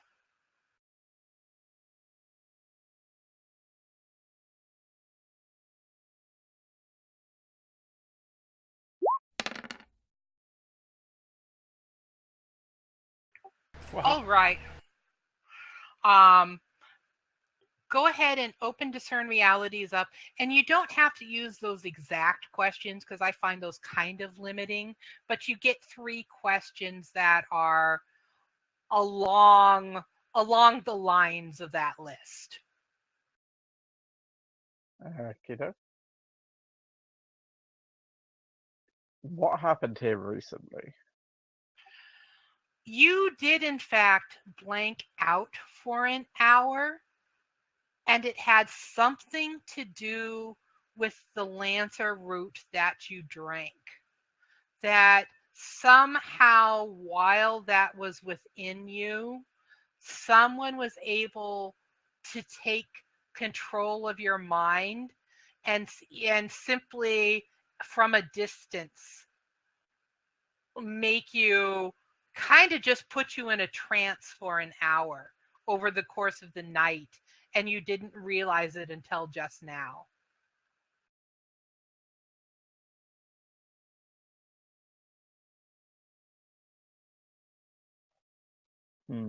Okay then, what here is not what it appears to be? Without you even looking into the hut, you have a terrible feeling that during that same hour, Quinn was also affected, and something is wrong with Quinn. Or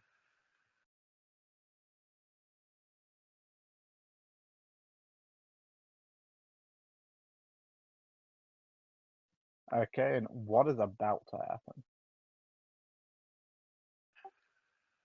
you are about to find out that Quinn is missing. Jaylin, you wake up. Uh-huh. You are alone in the hut. You are alone in the hut, and Quinn is not only missing, but Quinn's possessions have been like laid out. The only thing that Quinn took with him was that red stone that he's been carrying since it was found in the house. All right. Well, I have to step AFK. Do we want to wrap up here on a cliffhanger? That is what I was going to suggest. I figured. So, guys, Elle has blanked out for an hour. Quinn has gone missing, and Kethra is in communion with her deity at the moment. Right? Yeah. Right. Ah. So that, if you want to find out what happens next, you'll have to tune in next week. Sunday morning, 9 a.m. Pacific, noon Eastern, for more Dungeon World. That was good. I really like that. Throw Game of Thrones.